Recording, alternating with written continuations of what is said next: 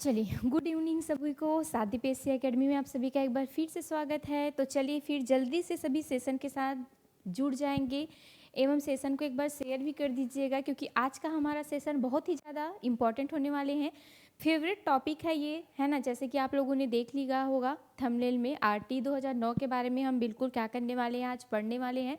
और बिल्कुल आप क्वेश्चंस के साथ साथ हम थ्योरी क्लास को भी क्या करते जाएंगे, कवर करते जाएंगे। तो चलिए भाई जल्दी से सभी एक बार सेशन को शेयर भी कर दीजिएगा, बहुत ही ज़्यादा महत्वपूर्ण होने वाली है।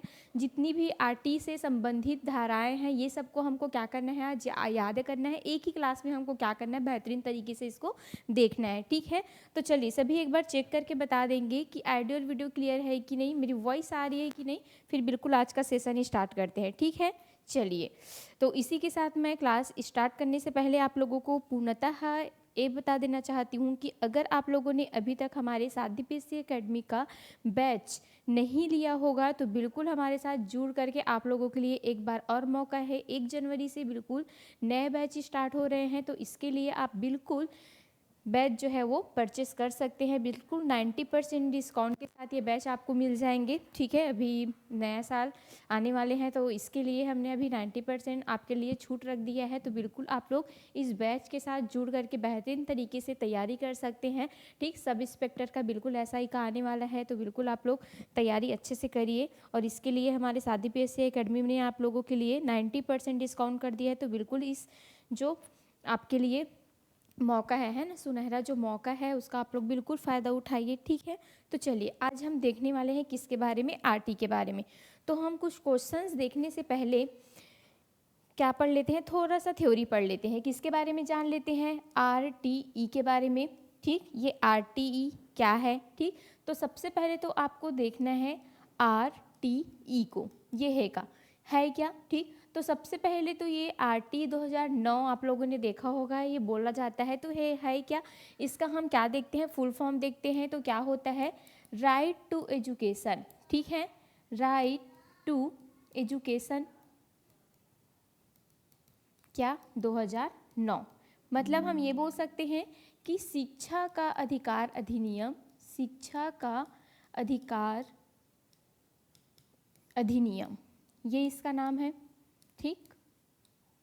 राइट टू एजुकेशन एक्ट 2009, ठीक, ये इसका नाम है। तो इसको सबसे पहले तो आप लोगों को याद रखना है, शिक्षा का अधिकार अधिनियम बोला जाता है इसको। अब ये है क्या, तो इसी के बारे में हमको क्या करना है, एकदम बेहतरीन तरीके से चर्चा करना है। क्योंकि ये सेंट्रल लेवल का बोलो, चाहे आप अगर सीटेट का दिला रहे हो, चाहे आप केंद्रीय विद्यालय का दिला रहे हो, एनवीएस का दिला रहे हो, ईएमआरएस का दिला रहे हो, बिल्कुल यहाँ से क्या है, ये फेवरेट है, ठीक है। यहाँ से एक न एक क्वेश्चन आएगा ही आएगा। तो अगर आप आज की क्लास को देखते हैं तो बिल्कुल यहाँ से जितने भी क्वेश्चंस आएंगे, ठीक, बिल्कुल क्या होगा, आपसे बनेगा ही बनेगा। तो बिल्कुल आप एक बार सेशन के साथ क्या हो जाइए, जल्दी से जुड़ जाइए, ठीक। तो चलिए फिर देख लेते हैं कि आरटी है क्या। तो सबसे पहले आरटी मतलब क्या होता है कि कहीं ना कहीं हमको बालकों को शिक्षा दिलाना होता है, ठीक है। तो सबसे पहले किसी न किसी के तो मन में विचार आया होगा शिक्षा दिलाने के बारे में बालकों को, कि हमको कैसे शिक्षा दिलाना है, किसी न किसी ने तो बोला होगा। तो सबसे पहले आपको याद रखना है किनको, जो बोले जाते हैं महात्मा गांधी जी के आध्यात्मिक गुरु। कौन है, चलिए बताइए जल्दी से। तो 1910 में कौन आते हैं, गोपाल कृष्ण गोखले, ठीक है। गोपाल कृष्ण गोखले आते हैं, जो कि कौन होते हैं, बिल्कुल महात्मा जी के, इनको आध्यात्मिक गुरु कहा जाता है। कहीं ना कहीं महात्मा जी इनसे हमेशा कैसे रहते थे, प्रेरित रहते थे, ठीक है। तो 1910 में इन्होंने सर्वप्रथम शिक्षा की बात रखी थी, ठीक है। शिक्षा की बात इन्होंने 1910 में रखी थी सर्वप्रथम। तो कभी कभी क्वेश्चन पूछा भी जाता है, तो बिल्कुल आप लोगों को याद रखना है कि सर्वप्रथम शिक्षा की बात किसने रखी थी। तो आपको याद रखना है गोपाल कृष्ण गोखले ने। और इसी को आगे कौन बढ़ाया, तो 1937 में याद करिए क्या होता है, वर्धा सम्मेलन होता है। क्या होता है भाई, वर्धा सम्मेलन होता है। और इस वर्धा सम्मेलन के अंतर्गत, ठीक, वर्धा सम्मेलन में शामिल कौन रहे थे, तो बिल्कुल आपको किसको लेना है, महात्मा गांधी जी को। तो महात्मा गांधी जी क्या करते हैं, वर्धा सम्मेलन में ये बात रखते हैं कि बिल्कुल हमको क्या देना है, बच्चों को मतलब निःशुल्क शिक्षा की बात कौन करते हैं, फिर महात्मा गांधी करते हैं, ठीक। तो सबसे पहले अगर मैं बात करूँ तो 1910 में गोपाल कृष्ण गोखले जी आते हैं, जो शिक्षा की बात रखते हैं। फिर इसी बात को आगे कौन बढ़ाता है, तो 1937 में वर्धा सम्मेलन होती है, जिसमें बात कौन रखते हैं, तो बिल्कुल हमारे राष्ट्रीय पिता महात्मा गांधी जी के द्वारा ये बात रखी जाती है। फिर धीरे धीरे जैसे बढ़ते जाते हैं, फिर आपको याद करना है क्या होता है 2000 में, ठीक है, 2002 में क्या होता है, एक संविधान संशोधन होता है। याद रखना आप लोगों को 2002, ठीक, 2002 आ गया ऐसे करते करते, और 2002 में क्या होता है भाई, संविधान संशोधन होता है। कौन सा संविधान संशोधन होगा, 86वां संविधान संशोधन होगा, ठीक। और 86वां संविधान संशोधन के अंतर्गत जो क्या है, शिक्षा का अधिकार है, ठीक है, शिक्षा का अधिकार, शिक्षा का अधिकार को क्या रख दिया गया है, इसको एक मूल अधिकार के रूप में रख दिया गया। तो आपको याद रखना है 2002 में क्या होता है, संविधान संशोधन होते हैं, 86वां संविधान संशोधन होता है। अब संविधान संशोधन हुआ तो कोई ना कोई तो आर्टिकल के साथ छेड़खानी होगा, तो बिल्कुल आपको याद रखना है कौन सा आर्टिकल, 21 आर्टिकल।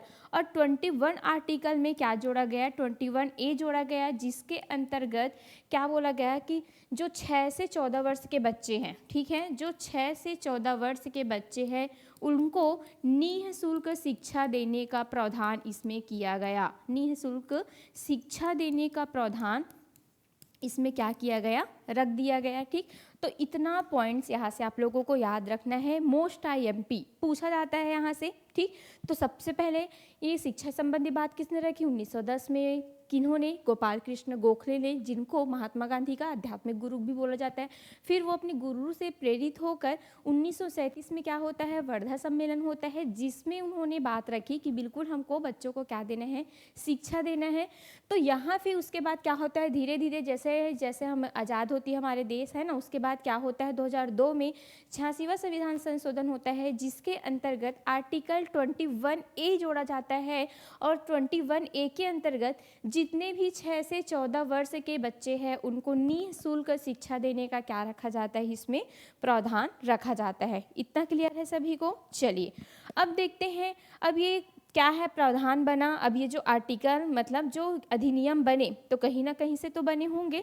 तो सबसे पहले आपको याद रखना है जब ये क्या बना था, मतलब आपके जो RTE, ठीक, RT एक्ट 2009, तो ये कब लागू हुआ, कब आया, कैसे हुआ, इसके बारे में थोड़ा सा जान लेते हैं।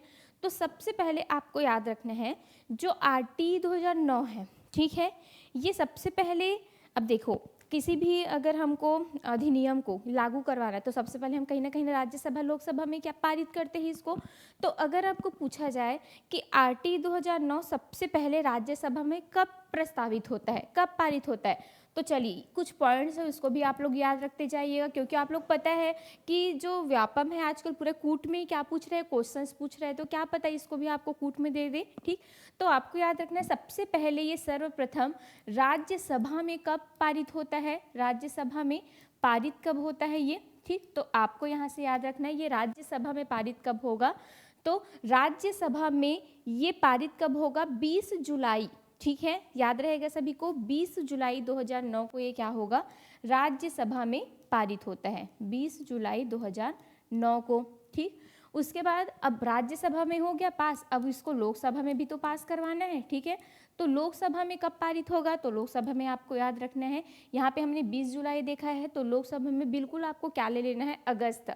कौन से अगस्त जाना है, तो हमको कौन से अगस्त जाना है, 4 अगस्त जाना है, ठीक है भाई। कौन सा अगस्त जाना है, 4 अगस्त जाना है। तो 4 अगस्त को ये क्या होता है, जो लोकसभा है उसमें पारित होता है, ठीक।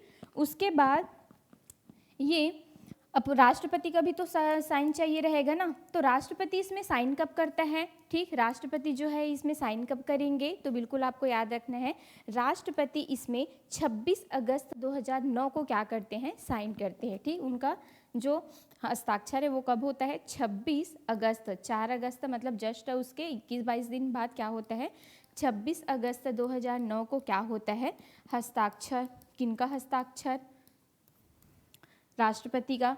अब राष्ट्रपति कौन थे उस टाइम, उसको भी थोड़ा सा याद रख लीजिएगा, ठीक। तो आपको याद रखना है उस टाइम जब RT क्या हो रहा था, लागू हो रहा था, उस समय जो है वो राष्ट्रपति कौन थे, तो श्रीमती प्रतिभा पाटिल जी को आप लोगों को याद रखना है, माननीय श्रीमती प्रतिभा पाटिल जी,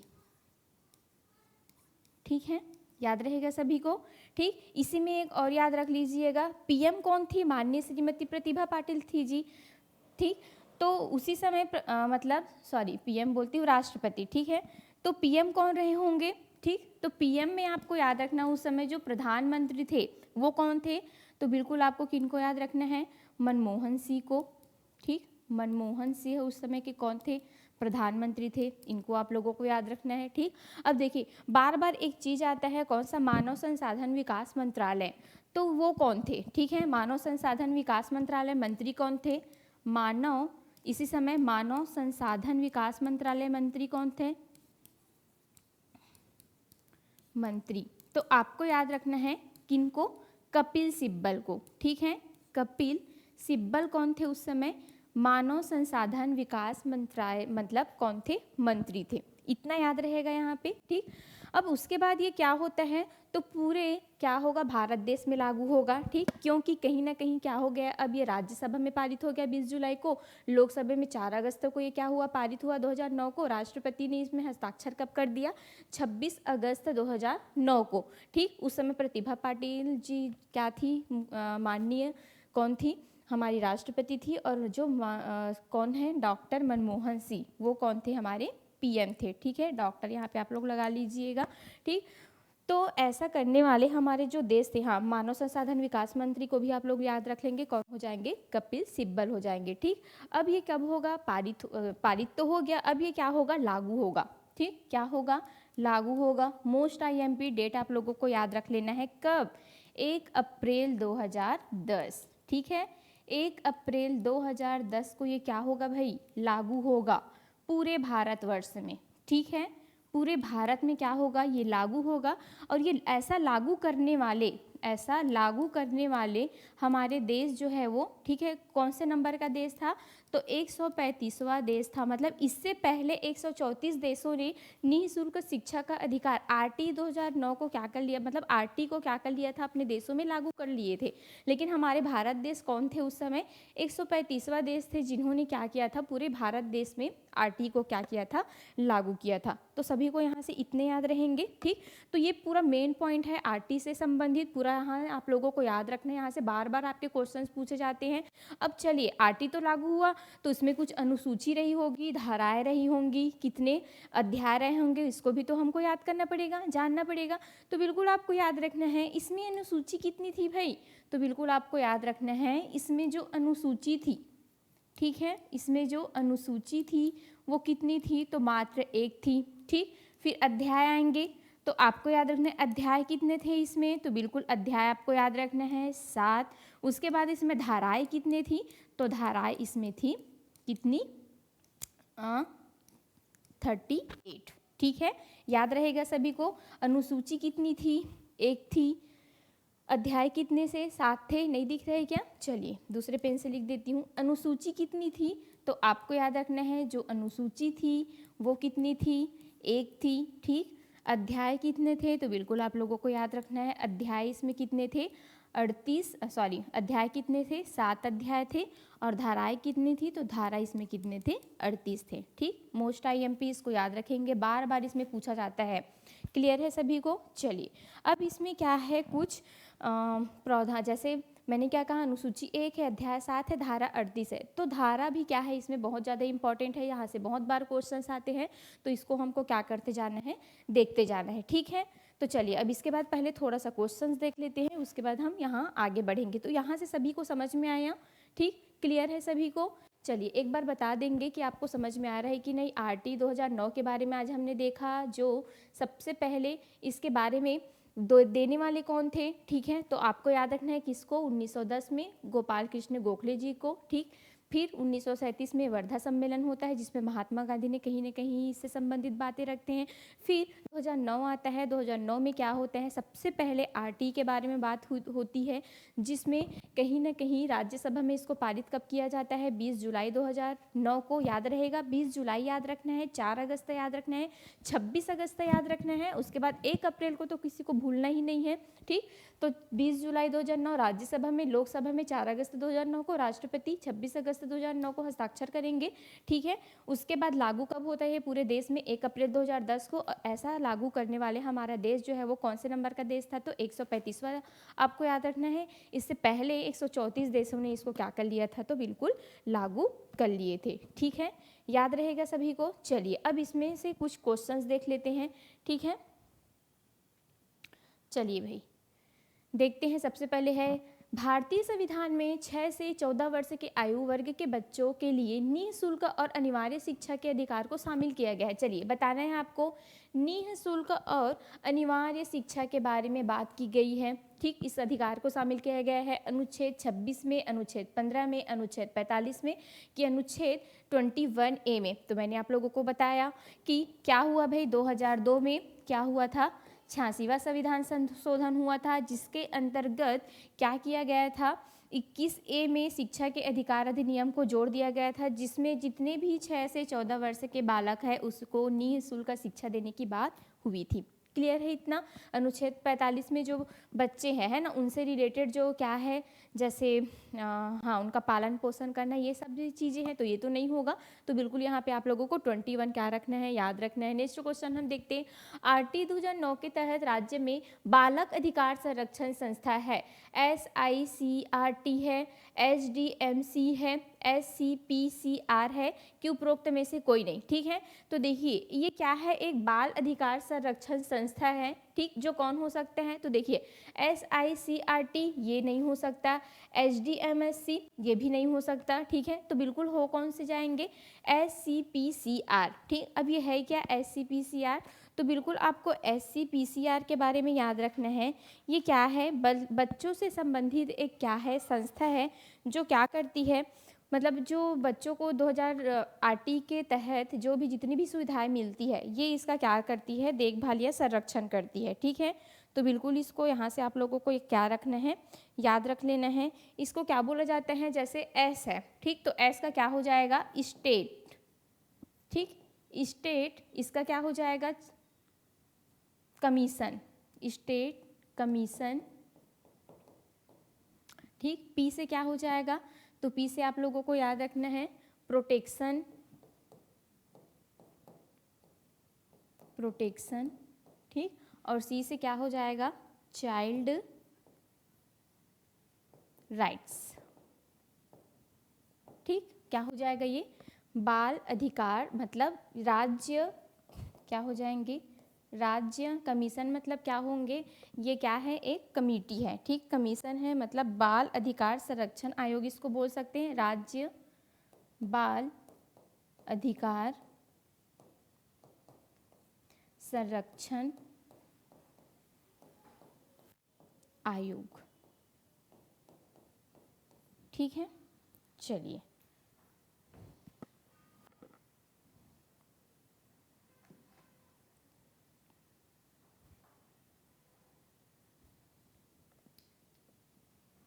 ठीक, हाँ इतना याद रहेगा सभी को, कमीशन, ठीक। चलिए आगे बढ़े फिर।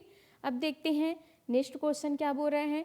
राष्ट्रीय शिक्षा नीति 2020 किसकी सिफारिश करता है? एक भाषावाद की, बहुभाषावाद की, ठीक। तो थोड़ा सा इसमें NEP 2020 का भी आ गया है, तो बिल्कुल NEP 2020 को हम बेहतरीन तरीके से सॉल्व करेंगे, एक टॉपिक रहेगा उसका। तो आपको याद रखना है जो NEP 2020 है ये बहुभाषावाद का क्या करता है? सिफारिश करता है। अगर आपकी क्लास में बहुत सारे क्या है बच्चे हैं, ठीक है, जो अलग अलग किसे कैटेगरी से आते हैं, कोई हिंदी भाषी है, कोई संस्कृत भाषी है, कोई इंग्लिश भाषी है, कोई छत्तीसगढ़ी भाषी है, तो बिल्कुल हमको उनके भाषा का क्या मानना है? उनको एक संसाधन के रूप में यूज़ करना है, ना कि उनको कभी भी हमको बेड़ा मानना है या अटका मानना है, ठीक है। तो बिल्कुल वहाँ पे आपको बहुभाषावाद के बारे में मिल जाएगा। कौन इसकी सिफारिश करता है? तो बिल्कुल 2020 मतलब NEP 2020 करती है। आप केवल हिंदी जानते हैं, आप अगले महीने तमिलनाडु जा रहे हैं क्योंकि वहाँ आपकी नौकरी है, ठीक। तब आप क्या करेंगे? तो बिल्कुल हम वहाँ पे तमिल सीखना क्या कर देंगे? शुरू कर देंगे। चलिए 2-3 क्वेश्चन ऐसे आ गए हैं बीच में। मानव में व्यक्तित्व विभिन्नताओं के निर्धारक संबंधित है, उनकी आनुवंशिकता की, क्योंकि यहाँ पे व्यक्तित्व भिन्नता बोला गया है, तो व्यक्तित्व भिन्नता किस पर निर्भर करेगा, उनकी आनुवंशिकता में अंतर, आनुवंशिकता और पर्यावरण दोनों में, आनुवंशिकता और पर्यावरण के बीच सहभागिता की उपरोक्त में से कोई नहीं। तो यहाँ पे दोनों में अंतर दिया है, तो कभी भी जो हमारी व्यक्तित्व भिन्नता है वो आनुवंशिकता और पर्यावरण जब दोनों एक साथ अंतःक्रिया करते हैं तो कहीं ना कहीं इनका जो परिणाम होता है वही हम पे देखने को मिलता है। तो बिल्कुल यहाँ पे इसका सही आंसर क्या हो जाएगा, एकदम से सी हो जाएगा। NEP 2020 के विकास पर विशेष बल देती है दुनिया में सबसे अच्छा बुनियादी ढांचा, स्वरोजगार देने वाला प्रावधान, बिल्कुल भी नहीं। मुफ्त शिक्षा देने का प्रावधान कि प्रत्येक व्यक्ति की रचनात्मक क्षमता, तो बिल्कुल आपको याद रखना है कि जो NEP 2020 है वो व्यक्ति की हमेशा रचनात्मक क्षमता पर बल देती है, ना कि उनको क्या करने का, हाँ, मुफ्त शिक्षा देने का। ठीक है, चलिए, तो बिल्कुल परिवहन आरक्षक भर्ती आप लोग ने देखा होगा कि नोटिफिकेशन बहुत जल्दी आने वाले हैं, तो हमारे यहाँ इसका नया बैच स्टार्ट हो गया है। अभी तक जिन्होंने ये नया बैच ज्वाइन नहीं किया होगा बिल्कुल कर सकते हैं, 1 जनवरी से ये आपको देखने को मिल जाएगा और ये हमारे साध्य PSC एकेडमी के एप्लीकेशन पर बिल्कुल आपको देखने को मिलेगा। तो बिल्कुल इसके लिए आप साध्य PSC एकेडमी का एप्लीकेशन डाउनलोड करिए और बिल्कुल वहाँ से आप क्लास को 90% डिस्काउंट के साथ क्या कर सकते हैं, पा सकते हैं। तो बिल्कुल आप लोग जल्दी करिए, रजिस्ट्रेशन ओपन हो चुका है। ठीक है, चलिए फिर इसी के साथ देखते हैं अनुकूलन का अर्थ क्या होता है। तो स्वयं के साथ समायोजन होता है, आवास होता है, संशोधन होता है कि पर्यावरण निर्देश में या सीखने की सामग्री में कोई समायोजन जो छात्रों के प्रदर्शन को बढ़ाता है। तो बिल्कुल आपको याद रखना है अनुकूलन का अर्थ मतलब क्या, पर्यावरण निर्देश में या सीखने की सामग्री में कोई समायोजन जो छात्रों के प्रदर्शन को क्या करता है, बिल्कुल बढ़ाता है। तो इसमें क्या हो जाएगा, डी हो जाएगा। अनुकूलन मतलब क्या, अगर हम किसी भी स्थान पे क्या है मतलब है तो बिल्कुल वहाँ पे हमारे लिए वो अनुकूल है कि नहीं, एडजस्टमेंट हो जाते हैं। ठीक है, तो वो क्या हो जाता है, अनुकूलन हो जाता है। जैसे हम ठंडी स्थान पे जाते हैं तो अपने आप को ढाल लेते हैं उनके अकॉर्डिंग, है ना भाई। जैसे गर्म स्थान पर जाते हैं तो उनके अकॉर्डिंग हम बिल्कुल अनुकूल हो जाते हैं। तो ये होता है। अनुकूलन की योग्यता आधारित होती है कक्षा के छात्र संख्या पर, व्यक्तित्व छात्र पर, सीखने पर कि व्यक्तित्व पर। ठीक, तो बिल्कुल आपको याद रखना अनुकूलन की योग्यता किस पर आधारित होती है, तो व्यक्तित्व छात्र पर कि सीखने पर, तो बिल्कुल किस पर होगा, सीखने पर। ये क्या होता है, आधारित होता है कि आप अनुकूलन अगर आप जा रहे हो कहीं पे भी तो कितना आप क्या कर, अनुकूलन की योग्यता किस पर आधारित होती है। ठीक है, तो कक्षा के छात्र संख्या पर बिल्कुल भी नहीं होगा, व्यक्तित्व छात्र पर होगा क्या, बिल्कुल भी नहीं, सीखने पर होगा कि व्यक्तित्व पर होगा। चलिए, दोनों में से कौन सा आंसर होगा, सीखने पर ज़्यादा बेस्ट होगा कि व्यक्तित्व पर होगा, क्योंकि वहाँ पे किसकी बात की गई है, अनुकूलन की बात की गई है। ठीक है, चलिए जल्दी से इसका आंसर करेंगे सभी कि अनुकूलन जो है, हाँ चलिए जल्दी से आंसर करेंगे।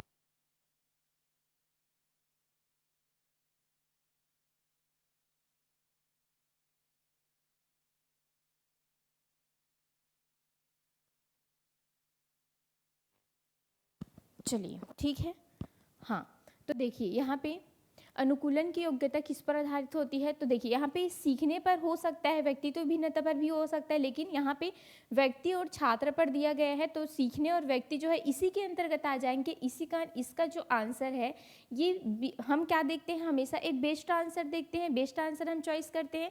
तो सी और डी ना हो करके इसका आंसर क्या हो जाएगा, बी हो जाएगा। ये व्यक्तित्व छात्र पर क्या होता है, आधारित होता है, तो ये इसका आंसर हो जाएगा। शिक्षा का अधिकार अधिनियम 2009 लागू नहीं होता, निःशक्त बच्चे, 6 से 14 आयु वर्ष के बच्चे, 14 से 18 वर्ष के आयु के बच्चे की बच्चों की नियमित उपस्थिति। ठीक, अब आ गए आपके क्वेश्चंस, जो क्वेश्चंस मैं आप लोगों को लाना चाहती थी आप लोगों के लिए। तो देखिए जो निःशक्त बच्चे हैं इनके लिए बिल्कुल आरटीई क्या बोलता है कि हमको ऐसे बच्चों को शिक्षा देनी है जो कैसे होते, निःशक्त होते, जो विद्यालय नहीं आ सकते, जो इनके मम्मी पापा उनको पढ़ा नहीं सकते, तो बिल्कुल ऐसे बच्चों के लिए हम निःशुल्क शिक्षा की बात करते। तो बिल्कुल ये इनके लिए होती है। 6 से 14 वर्ष के बच्चों के निःशुल्क शिक्षा देने की बात कौन करता है, तो आरटीई करता है। कौन सा आर्टिकल के अंतर्गत हमने रखा है, 21 आर्टिकल के अंतर्गत रखे हैं हमने। ठीक है, 21A के अंतर्गत। लेकिन 14 से 18 वर्ष के आयु के वर्ष के बच्चों को शिक्षा देने की बात कही थी, क्योंकि हमने यहाँ पे खुद खत्म कर दिया, 14 तक के बच्चों को देती है, तो 18 यहाँ पे कहाँ से आ गया, बिल्कुल भी नहीं। हाँ, यहाँ पे आपको एक चीज़ और याद रखना है कि जो निःशक्त बच्चे हैं, ठीक, जो चल नहीं पाते, जैसे विकलांग है, तो ऐसे बच्चों के लिए 6 से 14 ना करके 6 से 18 वर्ष तक उनको निःशुल्क शिक्षा देने का प्रावधान किस में दिया गया है, तो बिल्कुल आरटी 2009 में दिया गया है। ठीक, बच्चों की नियमित उपस्थिति नहीं होगा, ये तो बिल्कुल इसमें है, नियमित उपस्थिति होना चाहिए, लेकिन कौन सा नहीं है, 6 से 14 वर्ष के आयु के बच्चों का क्या शिक्षा इसमें नहीं दिया गया है। ठीक है भाई, वर्तमान में निःशक्त बच्चों की शिक्षा के लिए कहा गया समावेशी शिक्षा कहा गया।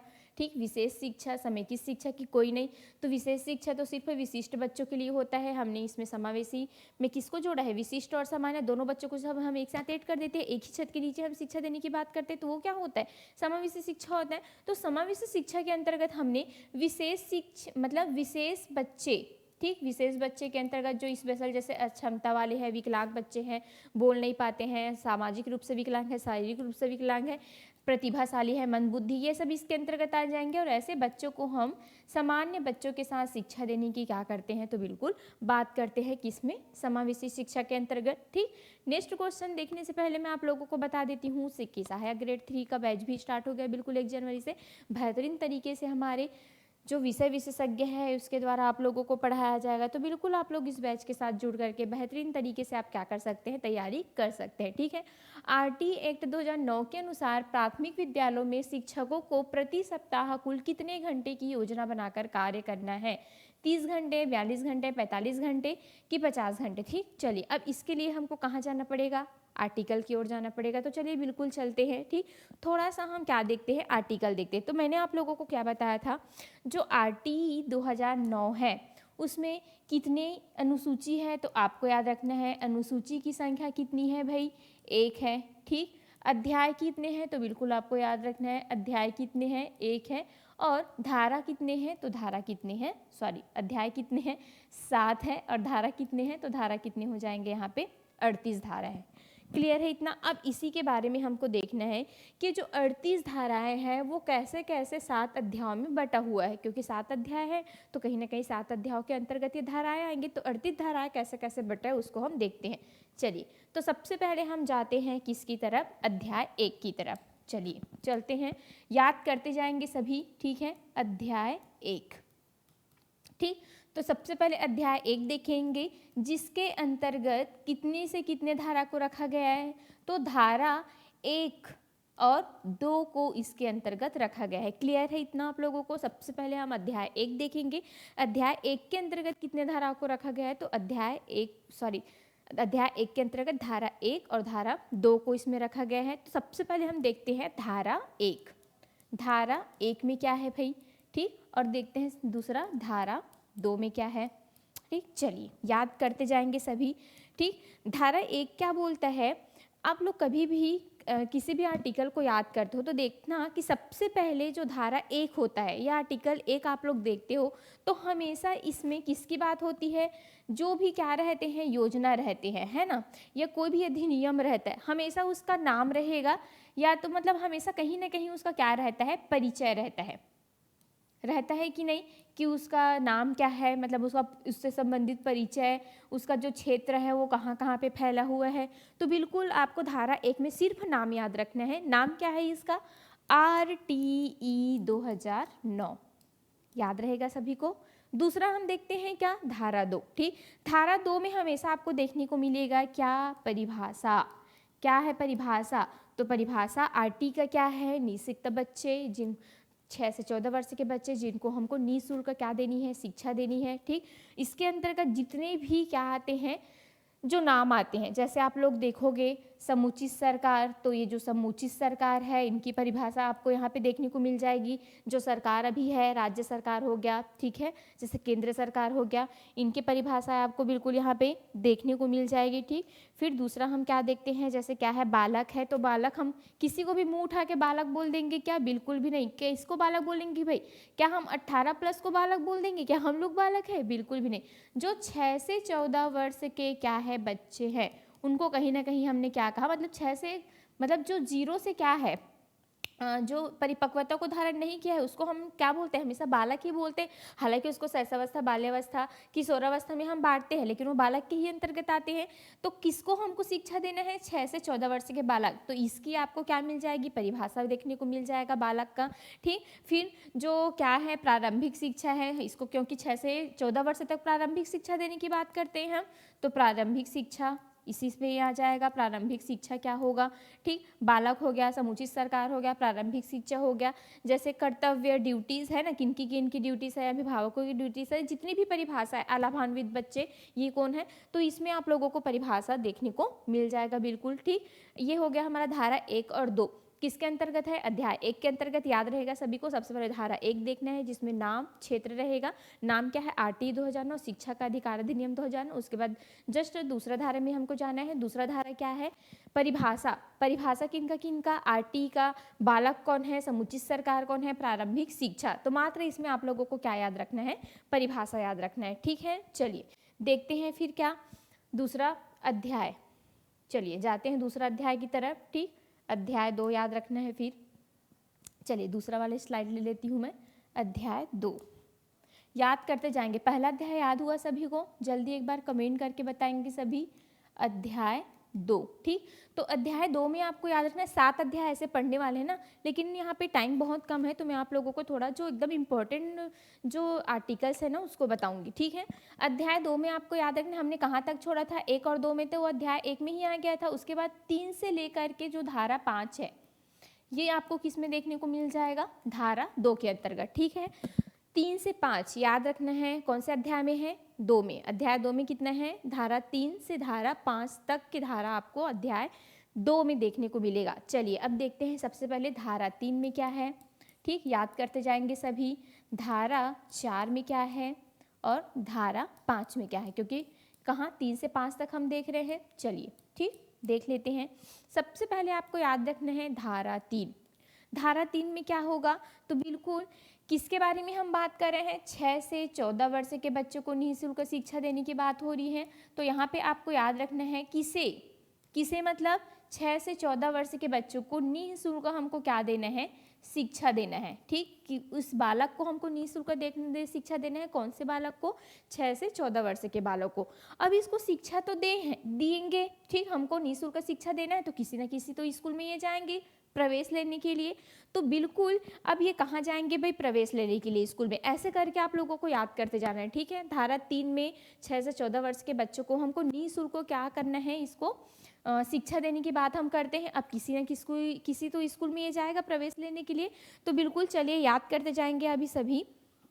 आर्टिकल 3 में हम मुफ्त अनिवार्य शिक्षा की बात करते हैं, फ्री, ठीक है, निःशुल्क।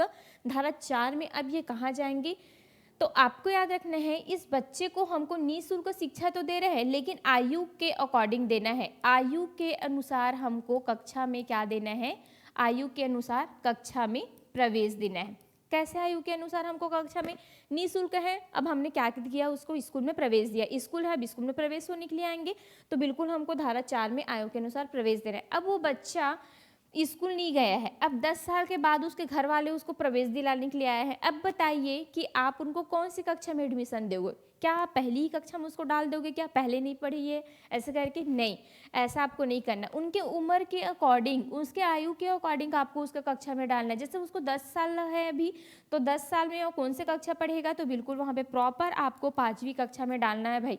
कोई बच्चे का ऐसे कभी कभी होता है ना कि 2 क्लास पढ़े, जैसे दूसरी तक पढ़े, उसके बाद तीसरी में बिल्कुल वो स्कूल नहीं आते हैं, चौथी में वो स्कूल आएंगे। तो ऐसा नहीं कि आपने तीसरी नहीं पढ़ा है कि उसको तीसरी में डाल दिए, आप प्रॉपर उसको चौथी में डालोगे, उसके आयु के अकॉर्डिंग आपको स्कूल में प्रवेश देना है। यहाँ तक के जो ड्रॉप आउट कर चुके बच्चे भी रहेंगे, उनको भी उनके आयु के अकॉर्डिंग आपको क्या देना है, शिक्षा देना है, ठीक। तो यहाँ इतना क्लियर है, याद रहेगा। अब हमको क्या करना है, आयु के अकॉर्डिंग तो प्रवेश दे दिए, अब इसको प्रवेश तो दे दिए, हो गया 1 साल पढ़ लिया, अब इस बच्चे को पढ़ने का मन नहीं हो रहा है, ठीक। ये बोल रहा है कि मैम मैं यहाँ पे नहीं पढ़ूंगा, मुझे शिशु मंदिर में जाना है या प्राइवेट स्कूल में जाना है, इंग्लिश मीडियम में जाना है, तो ऐसे आप जबरदस्ती उसको नहीं रख सकते। टीसी देने का अधिकार है, टीसी दे सकते हो, देने का या बच्चों को टीसी लेने का क्या है, अधिकार है। तो पर यहाँ पे आप क्या दोगे, बच्चे को टीसी दोगे, उनकी मर्जी, उनको जो भी स्कूल में पढ़ना है वो बिल्कुल क्या करेंगे, पढ़ेंगे। अध्याय 2 में हमने कौन कौन से धारा देखे, धारा 3 और 5 देखे, 3 से 5 तक हम देखेंगे। सबसे पहले आपको जाना है कहाँ, धारा 3 में। ठीक, पहले हमने 1 देख लिया था, 1 में क्या है, परिचय है, 2 में क्या है, परिभाषा है, पा से परिचय, पा से परिभाषा दोनों में। उसके बाद अध्याय 2 में हम जाएंगे, मुक्त अनिवार्य शिक्षा की ये बात करता है अध्याय जो है वो, ठीक है, निःशुल्क शिक्षा की बात करता है, निःशुल्क शिक्षा ये इसमें है, ठीक। उसमें आप लोग परिभाषा कर लीजिएगा।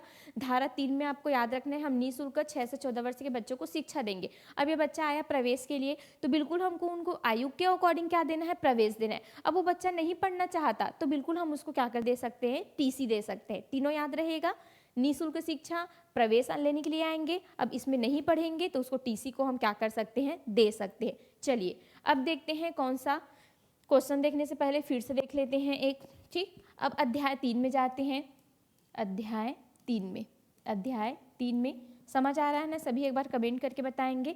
अध्याय 3 में चलते हैं,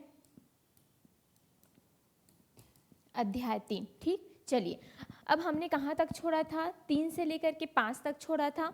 फिर यहाँ पे 5 से लेकर के धारा 11 तक हमको याद रखना है, कौन से अध्याय के अंतर्गत आ जाएंगे, अध्याय 3 के अंतर्गत, ठीक है। 5, 6, 7, 8, 9, 10, 11, ठीक। चलिए देख लेते हैं, धारा 5, धारा 6, धारा 7, धारा 8, धारा 9 और धारा 10, ठीक। एक और है क्या, धारा 11। चलिए यही पे याद करना है भाई सबको, 5 ऐसे याद हो गए हमको, ठीक। अच्छा ये कहाँ से आएगा, हमने 5, 6 से 11 आएगा ये, ठीक है, 6 से 11 क्योंकि 5 तक तो उसमें चला गया था, 6, 7, 8, ये क्या हो जाएंगे, 9, 10 और ये 11, ठीक है। चलिए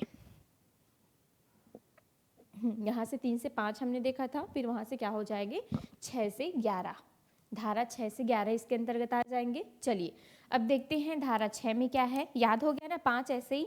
अब चलिए धारा 6 की ओर आ जाएंगे सभी। धारा 6 में आपको याद करना है, अब हमको कहीं ना कहीं क्या टीसी भी दे दिए, तो भाई अब हमने क्या दिए, इसमें जो अध्याय 3 है उसको भी आप लोगों को याद रखना है। ये क्या है, जैसे अधिकार रहेगा, जैसे सरकार का क्या वो है, ठीक है, कर्तव्य रहेगा, माता पिता के क्या कर्तव्य होंगे, सरकार के क्या कर्तव्य होंगे, स्कूल प्रशासन के क्या कर्तव्य होंगे। तो ये जो अध्याय है वो कर्तव्य से संबंधित क्या करता है, बातें करता है। हम इसमें सबके कर्तव्यों को देखने वाले हैं, ठीक है, किसमें, अध्याय 3 में। अध्याय 3 कौन कौन से धारा के अंतर्गत आएंगे, तो अध्याय 3 के अंतर्गत 6 से लेकर के 11 तक के जो आपकी धारा है वो आ जाएंगे। तो चलिए सबसे पहले हम धारा 6 की ओर जाते हैं, देखते हैं धारा 6 में क्या है, ठीक, कर्तव्य है। तो सबसे पहले तो वहाँ के, अब ये जो क्या हो गया, जो आर्टिकल है, सॉरी, जो क्या है, योजना है ना भाई, एक्ट है, वो क्या हो गया, लागू हो गया। तो लागू होने के 3 साल तक क्या करना है, बिल्कुल आसपास में क्या वो करना है, ओपन करना है विद्यालय, ठीक है। मतलब ये जो आर्टिकल है वो विद्यालय संबंधी, मतलब विद्यालय खोलने का क्या देती है, ये प्रावधान करती है कि बिल्कुल आपको क्या करना है, विद्यालय ओपन करना है, ठीक है। स्कूल स्थापित करने का, विद्यालय स्थापित करने का प्रावधान किस में है, तो बिल्कुल आपको याद रखना है, स्थापित किस में है, आर्टिकल 6 में, ठीक है। जिसमें अगर आप स्कूल भी स्थापित कर रहे हो तो बिल्कुल जो आपका विद्यालय है वो कैसे होना चाहिए, अगर आप प्राइमरी स्कूल क्या कर रहे हो, प्राइमरी स्कूल खोल रहे हो, तो बिल्कुल वो आपके बच्चों के घर से 1 किलोमीटर के डिस्टेंस में होनी चाहिए। और अगर आप उच्च प्राथमिक खोल रहे हो तो बिल्कुल बच्चों के घर से 3 किलोमीटर की दूरी पर होनी चाहिए। मतलब ये बच्चों के 1 किलोमीटर या 3 किलोमीटर, जो छोटे बच्चे, भाई प्राइमरी मतलब क्या, 1 से 5 तक के बच्चे, अब बताओ ये 3 किलोमीटर तो नहीं जा सकते, तो हमको उनके जो विद्यालय है उनको 1 किलोमीटर के आसपास ही क्या करना है, रखना है।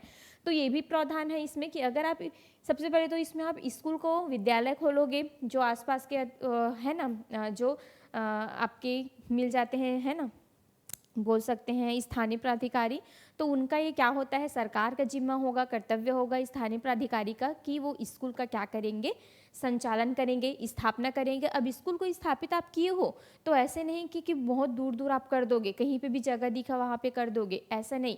बच्चों के आसपास में ही आपको 1 से मतलब 3 किलोमीटर के डिस्टेंस में करना है। अगर आप प्राइमरी स्कूल स्थापित कर रहे हो तो बच्चों के बिल्कुल 1 किलोमीटर के इर्द गिर्द होना चाहिए, 1 किलोमीटर से ज़्यादा लंबा नहीं होना चाहिए आपका स्कूल।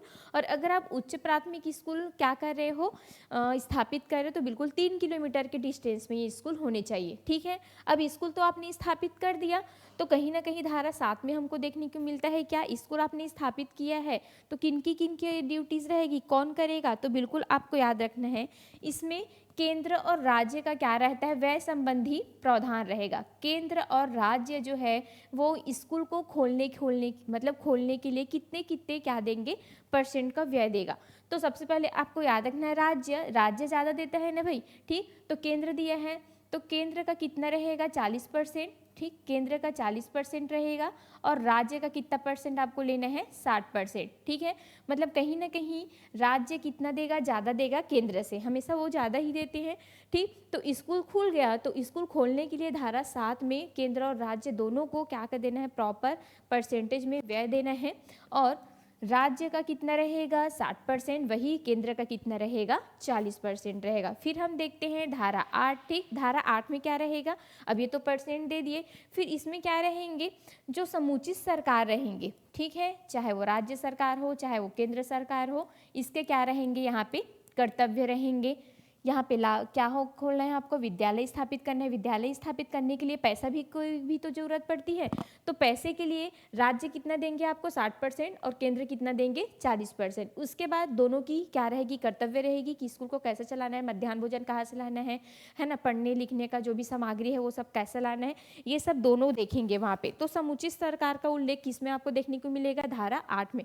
फिर धारा हम 9 के अंतर्गत जाते हैं, तो धारा 9 में आपको याद रखना है जो स्थानीय अधिकारी होते हैं ना आसपास में, स्थानीय अधिकारियों के कर्तव्यों के बारे में इसमें बात की गई है। तो सबसे पहले कौन आएंगे, समुचित सरकार आएंगे, सरकार के कर्तव्य रहेंगे। फिर स्थानीय जो क्या रहेंगे, अधिकारी रहेंगे, ठीक है। स्थानीय अधिकारी जो रहेंगे उनके कर्तव्य रहेंगे, ठीक।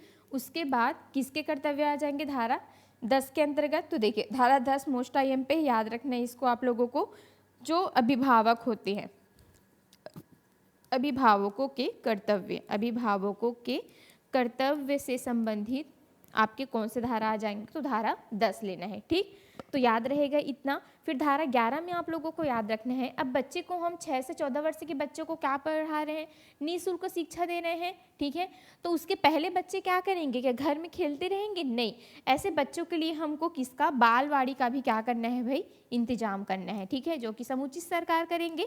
तो बिल्कुल आपको बालवाड़ी कहाँ पे देखने को मिल जाएगा, बालवाड़ी, आंगनबाड़ी, बाल वाटिका जो भी है, ठीक है। बालवाड़ी हो गया, आंगनबाड़ी हो गया, ठीक। और क्या हो गया, बाल वाटिका हो गया। ये सबको कौन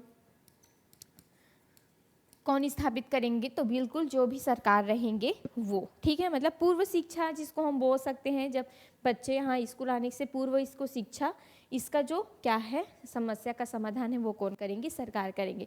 तो यहाँ तक ये याद रहेंगे आपको। 6 से 11 लेना है, धारा 6 से 11 कौन से अध्याय के अंतर्गत आएंगे, तो अध्याय 3 के अंतर्गत लेना है। अध्याय 3 में क्या है, कर्तव्य है, तो इसमें पूरा कर्तव्य आपको देखने को मिलेगा। सबसे पहले आप कहाँ जाओगे, चले जाओ आप धारा किस में, धारा 6 में। धारा 6 में हमको क्या देखना है कि अब भाई हमने क्या कर दिया है, RTA लागू कर दिया है, स्कूल हमको निःशुल्क बच्चों को पढ़ाना है, 6 से 14 वर्ष के बच्चों को, तो उसके लिए स्कूल भी की व्यवस्था भी तो होनी चाहिए, ठीक। तो स्कूल की व्यवस्था कौन करेंगे, जो स्थानीय प्राधिकारी रहेंगे, जो समुचित सरकार रहेंगे। कौन से धारा के अंतर्गत, धारा 6 के अंतर्गत। 7 में हम जाते हैं, तो स्कूल तो हमने बना लिया, तो उसके लिए पैसे भी की तो जरूरत पड़ेगी। तो धारा 7 में आप लोग देखोगे व्यय किनका, केंद्र और राज्य दोनों मिलकर देंगे। तो केंद्र का कितना % रहेगा, 40%, और राज्य का कितना % रहेगा, तो 60%। क्लियर है इतना। फिर हम धारा 8 में आते हैं। 8 में क्या होगा, अब दोनों की क्या होगी, कर्तव्य होंगे कि उस स्कूल को कैसे चलाना है। फिर धारा 9 में आपको देखना है स्थानीय अधिकारी, जो आसपास के अधिकारी होते हैं, ठीक, उनके क्या मतलब ड्यूटीज़ रहेंगे, उनके बारे में ये बताती है। फिर आप लोगों को किसको देखना है, धारा 10 को। धारा 10 में अभिभावकों के कर्तव्य को देखना है कि पेरेंट्स टीचर मीटिंग होता है ना, उन लोग भी बीच बीच में आते हैं, उनके बच्चों को अच्छी शिक्षा मिल रही कि नहीं, तो बिल्कुल उनकी ड्यूटीज़ के बारे में बताया गया है। फिर लास्ट है धारा 11, जिसमें हमको बच्चों को पूर्व शिक्षा देने के बारे में बात की जाती है। ठीक, चलिए थोड़ा जल्दी जल्दी करते हैं। फिर हम देखते हैं अध्याय 4। अध्याय 4 में क्या है, अध्याय 4 देखते हैं। ठीक, अध्याय 4 में याद रखना है आपको कि इसमें क्या होता है, ये स्कूल और शिक्षकों की जिम्मेदारी है। सबसे ज़्यादा जिम्मेदारी स्कूल और शिक्षकों की जिम्मेदारी, ठीक है, स्कूल और शिक्षकों की जिम्मा है ये, इससे संबंधित बात होती है। चलिए, तो सबसे पहले तो आपको याद रखना है, सबसे छोटा अगर मैं धारा की बात करूं तो सबसे छोटी धारा कौन सी है। आप लोग नोट्स भी बना सकते हो, शॉर्ट नोट्स आपके लिए बेस्ट रहेगा। सबसे छोटी धारा, सबसे छोटी धारा कौन सी थी, देखिए मतलब सबसे छोटा अध्याय ना, धारा नहीं अध्याय कौन सा है, तो बिल्कुल आपको याद रखना है अध्याय 1। ठीक, और वही अगर मैं बोलूँ आपको सबसे बड़ी अध्याय, सबसे बड़ी अध्याय कौन सी है, तो बिल्कुल आपको याद रखना है कौन से अध्याय को, अध्याय 4 को। ठीक है, क्यों, क्योंकि यहाँ तक जितने भी आपके इम्पॉर्टेंस धारा है वो आपको यहाँ पे देखने को मिलेगा। धारा 12 से लेकर के धारा 28 तक ये आपके आते हैं, जो कि क्या है, एकदम इम्पॉर्टेंट। ठीक है, 28 तक, धारा 12 से लेकर के धारा 28 तक यहाँ पे आपको देखने को मिलेगा। कौन से अध्याय के अंतर्गत, तो अध्याय 4 के अंतर्गत। चलिए, अध्याय 4 के अंतर्गत हम जाते हैं। तो अध्याय 4 में क्या है, स्कूल और शिक्षा की जितनी भी क्या है रिस्पॉन्सिबिलिटीज़ है उसके बारे में दिया गया है। कौन कौन से धारा इसके अंतर्गत आएंगे, तो बिल्कुल आपको याद रखना है। हमने कहाँ तक छोड़ा था, तो हमने 11 तक छोड़ा था। आगे क्या है, 12 से लेकर के 28 तक के किसके अंतर्गत आ जाएंगे, अध्याय 4 के अंतर्गत। इसको पढ़ते हैं 28 तक का, उसके बाद उधर का उतना ज़्यादा इंपॉर्टेंट नहीं है, आप लोग देख लीजिएगा, पढ़ना रहेगा तो मैं आप लोगों को भेज दूंगी। ठीक है, चलिए यहाँ तक बस थोड़ा सा और याद रखते हैं, बहुत इंपॉर्टेंट है। तो मैंने क्या कहा था, सबसे पहले धारा 12 की ओर चलते हैं। चलिए याद करते जाइएगा आप लोग। ठीक, धारा 12, धारा 12। चलिए, उसके बाद धारा 13, धारा 13, फिर धारा 14, धारा 15। चलिए यहाँ तक देख लेते हैं पहले क्या क्या है इसमें। ठीक, तो चलिए देखते हैं। धारा 12 मोस्ट आईएमपी धारा है 12। ठीक, याद करते जाएंगे, देखना है ये पूरा लाइन से याद होगा ना एकदम से। चलिए भाई, याद तैयार है सभी याद करने के लिए। धारा 12 में हम पहुंचते हैं।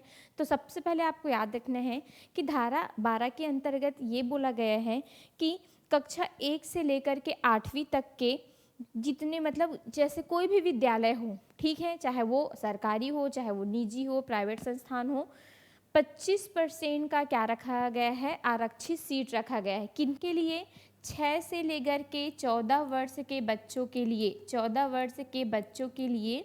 ठीक, कितना, 25% जो सीट है उसको क्या रखा गया है, आरक्षित रखा गया है, रिजर्व रखा गया है। क्या रखा गया है, आरक्षित रखा गया है। क्लियर है इतना। तो 25% सीट आरक्षण के बारे में बात कौन करता है, तो धारा 12, धारा 12, 12 में आपको क्या लगाना है, 25। ठीक है, 25% हमको क्या देना है, रिजर्व देना है। जैसे आप लोग देखे होंगे कि जितने भी जो निजी स्कूल भी होती है, प्राइवेट स्कूल भी होते हैं, उसमें अगर एक कक्षा में कोई 50 बच्चे हैं, ठीक है, तो उनका 25% हमको बिल्कुल ऐसे बच्चों को देना है जो निःशक्त है, गरीब है ना भाई, जो एकदम पिछड़े हुए इलाकों से आते हैं, ऐसे बच्चों के लिए हमको क्या रखना है, इसको आरक्षित रखना है। तो देख लीजिए कितने आ जाएंगे यहाँ पे। ठीक है, हाँ, तो जितने भी है मतलब इसके 25% सीट को हमको ऐसे बच्चों के लिए क्या रख देना है, आरक्षित रख देना है। निजी स्कूल में भी आरटी के तहत जो बच्चे हैं वो 25% सीट आरक्षण में क्या करते हैं, पढ़ते हैं। आता है, इसका एक फॉर्म फिलअप होना स्टार्ट हो जाता है जब एडमिशन होता है। तो ठीक, तो 12, धारा 12 में आपको क्या लेना है, 6 से 14 वर्ष के बच्चों को 25% आरक्षण। ठीक, उसके बाद धारा 13 में हम जाते हैं। तो धारा 13 में अब देखिए यहाँ पे उनको क्या मिल गया, 25% कहीं ना कहीं आरक्षण मिल गया। अब बच्चे क्या करेंगे, एडमिशन लेंगे। ठीक, तो यहाँ पे जब आप एडमिशन लोगे या बच्चों का एडमिशन आप कराओगे तो यहाँ पे आप कैप्शन शुल्क नहीं मांग सकते उससे। होता है ना, कई कई स्कूल जो है वो पहले क्या करते हैं, कैप्शन शुल्क मांगते हैं। निजी स्कूल में आप लोगों ने देखा होगा कि बच्चों को उनके क्या पेरेंट्स से शुल्क लिया जाता है। तो ना तो आपको कैप्शन शुल्क वहाँ पे लेना है और ना ही बच्चों को आपको टेस्ट लेना है, ना तो उनके आप पेरेंट्स से टेस्ट ले सकते हो, ना तो बच्चे के बड़े बड़े जब आप लोग स्कूल में जाते हो ना, तो कभी कभी क्या होता है बच्चों का टेस्ट लिया जाता है कि हमारे स्कूल में पढ़ने के लायक है कि नहीं करके, या तो फिर उनके पेरेंट्स का भी क्या लिया जाता है, टेस्ट लिया जाता है। तो ऐसे टेस्ट हमको बच्चों का नहीं लेना है। क्यों? क्योंकि कहीं ना कहीं आप 25% आरक्षण दे रहे हो, तो किस चीज़ का आप टेस्ट लोगे? ठीक, तो वहाँ पे ना ही आप कैप्शन शुल्क ले सकते हो और ना ही बच्चे का आप टेस्ट ले सकते हो। किस में बोला गया है? धारा 13 के अंतर्गत। ठीक, कैप्शन शुल्क नहीं लेना है, टेस्ट भी नहीं लेना है। धारा 14 में हम चलते हैं। यहाँ पे हमने 6 से 14 वर्ष के बच्चों को निःशुल्क 25% का आरक्षण दे दिया। बच्चे आएंगे एडमिशन लेने के लिए, किसमें? धारा 13 के अंतर्गत आ गए। अब बच्चे को ना तो हम कैप्शन शुल्क ले सकते हैं और ना ही हम उनका टेस्ट लेंगे। ठीक, अब क्या होता है, कभी कभी बच्चों के पास जन्म प्रमाण पत्र नहीं होता है, तो अगर उनका जन्म प्रमाण पत्र नहीं होगा, जन्म प्रमाण पत्र अगर उनका नहीं होगा, तो आपको ये नहीं बोलना है कि नहीं, बिना जन्म प्रमाण पत्र के आप नहीं दे सकते एडमिशन। उनको देना है, उनको उनके जन्म प्रमाण भी नहीं रहेगा, प्रमाण पत्र नहीं रहेगा, तब भी उनको क्या देना है? एडमिशन देना है। ठीक है, उसके बाद धारा 15 क्या बोलता है कि प्रवेश की निर्धारित तिथि, है ना, आप क्या कर सकते हो? बच्चे को एक तो प्रवेश की निर्धारित तिथि पर भी क्या दे सकते हो? प्रवेश दे सकते हो, प्लस आप जो शैक्षणिक वर्ष होते हैं, जो शैक्षणिक सत्र होते हैं, शैक्षणिक जो सत्र है उसके मतलब आधे में भी या बीच में भी आप क्या दे सकते हो? बिल्कुल उस बच्चे को आप शिक्षा से वंचित नहीं कर सकते, बिल्कुल उसका आप एडमिशन दे सकते हो। होता है ना, कभी कभी बच्चे कहीं बाहर चले जा रहते हैं अपने पेरेंट्स के साथ, कभी तबीयत खराब हो जाता है, तो कभी सितंबर में आ गए, ठीक है, कभी अक्टूबर में आ गए, तो सितंबर अक्टूबर में बीच में भी अगर बच्चे आते हैं आपके सत्र के, तब भी उनको आपको क्या देना है? एडमिशन देना है। चारों याद रहेंगे। सबसे पहले हमने धारा 12 देखा, 6 से 14 वर्ष के बच्चों के लिए आरक्षित सीट रखेंगे। अब बच्चों के लिए आरक्षित तो रख दी हमने सीट, अब बच्चे क्या करने के लिए आएंगे? एडमिशन लेने के लिए आएंगे। एडमिशन लेंगे तो ना तो उनका कैप्शन शुल्क लेंगे, ना तो उनका टेस्ट लेंगे।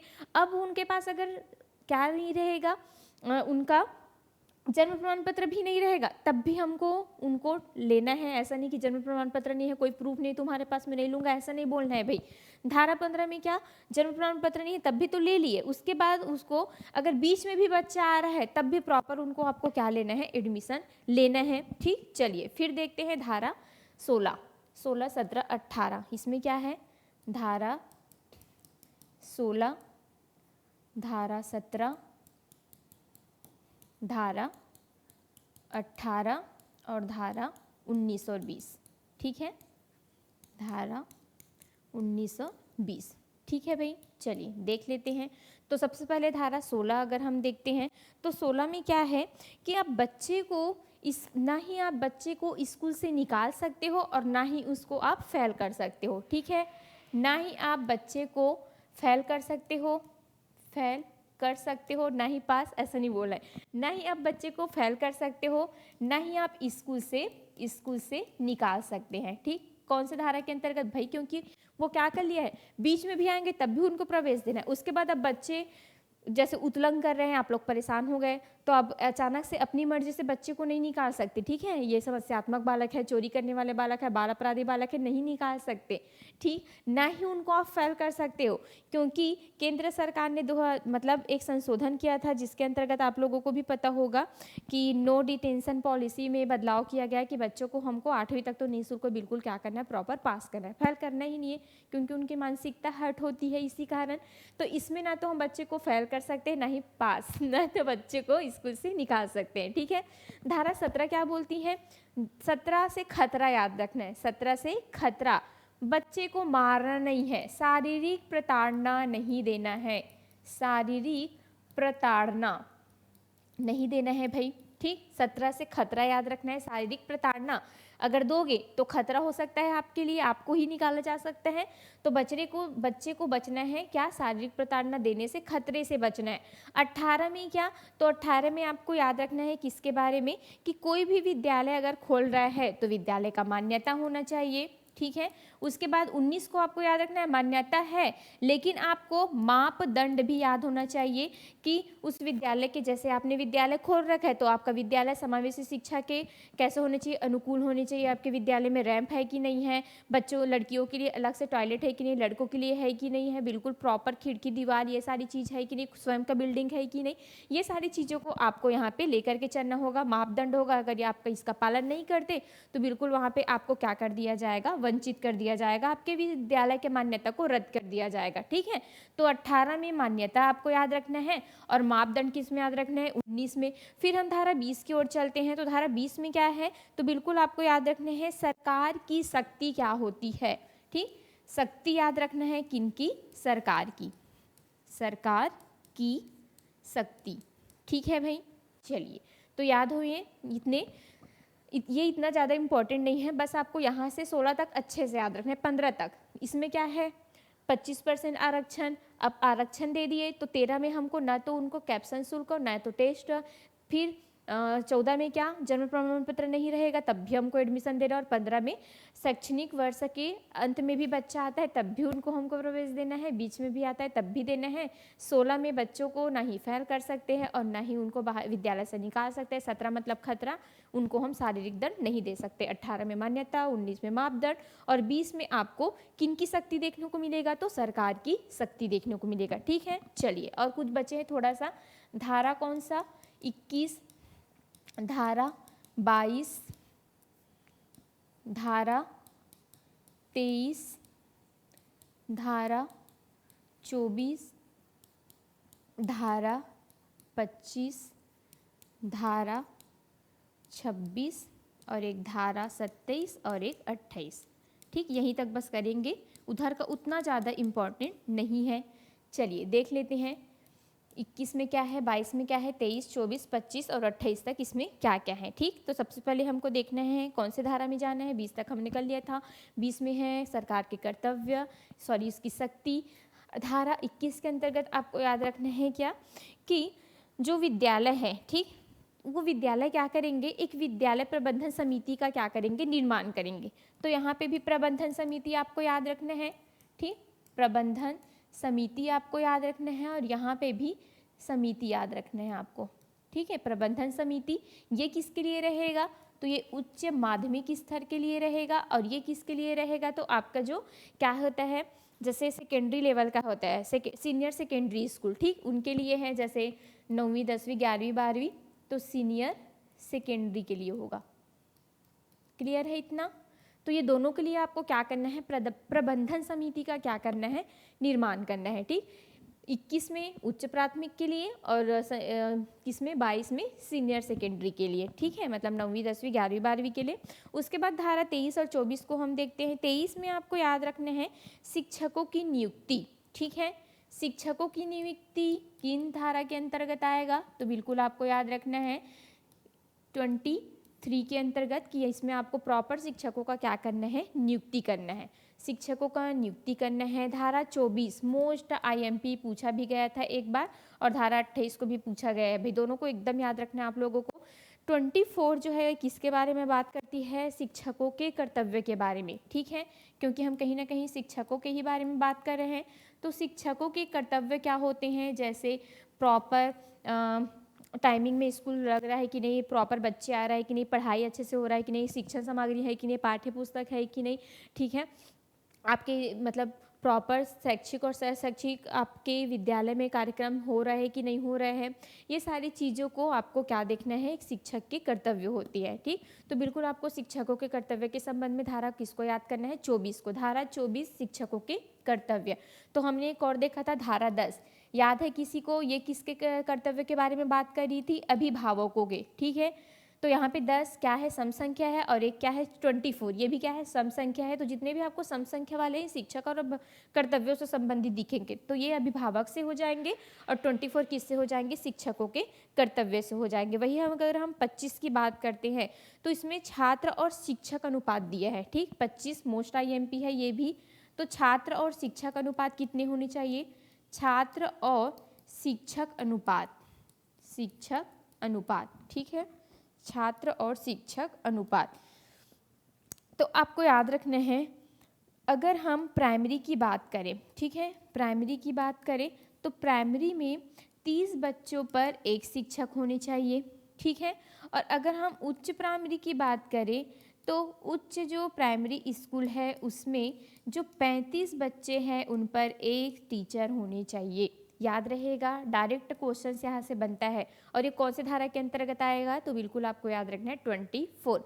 24 में हमने क्या देखा था, शिक्षकों के कर्तव्य के बारे में, और 25 में हम क्या देखेंगे, अनुपात देखेंगे। ठीक है, 25 में छात्र और शिक्षक के अनुपात के बारे में बात करते हैं, जिसमें प्राइमरी में 30 बच्चों पर एक शिक्षक होने चाहिए और उच्च प्राइमरी में 35 बच्चों पर एक शिक्षक होने अनिवार्य है। ठीक है, चलिए उसके बाद आप लोगों को याद रखना है जो धारा 26 है वो किसके बारे में बात करती है, तो जो विद्यालय में कुछ स्वीकृत पद है उसका जो 10% अधिक रिक्त पद नहीं होने चाहिए। ठीक है, 10% रिक्त पद नहीं हो सकते, इसके बारे में बात करती है, रिक्त पद नहीं हो सकते।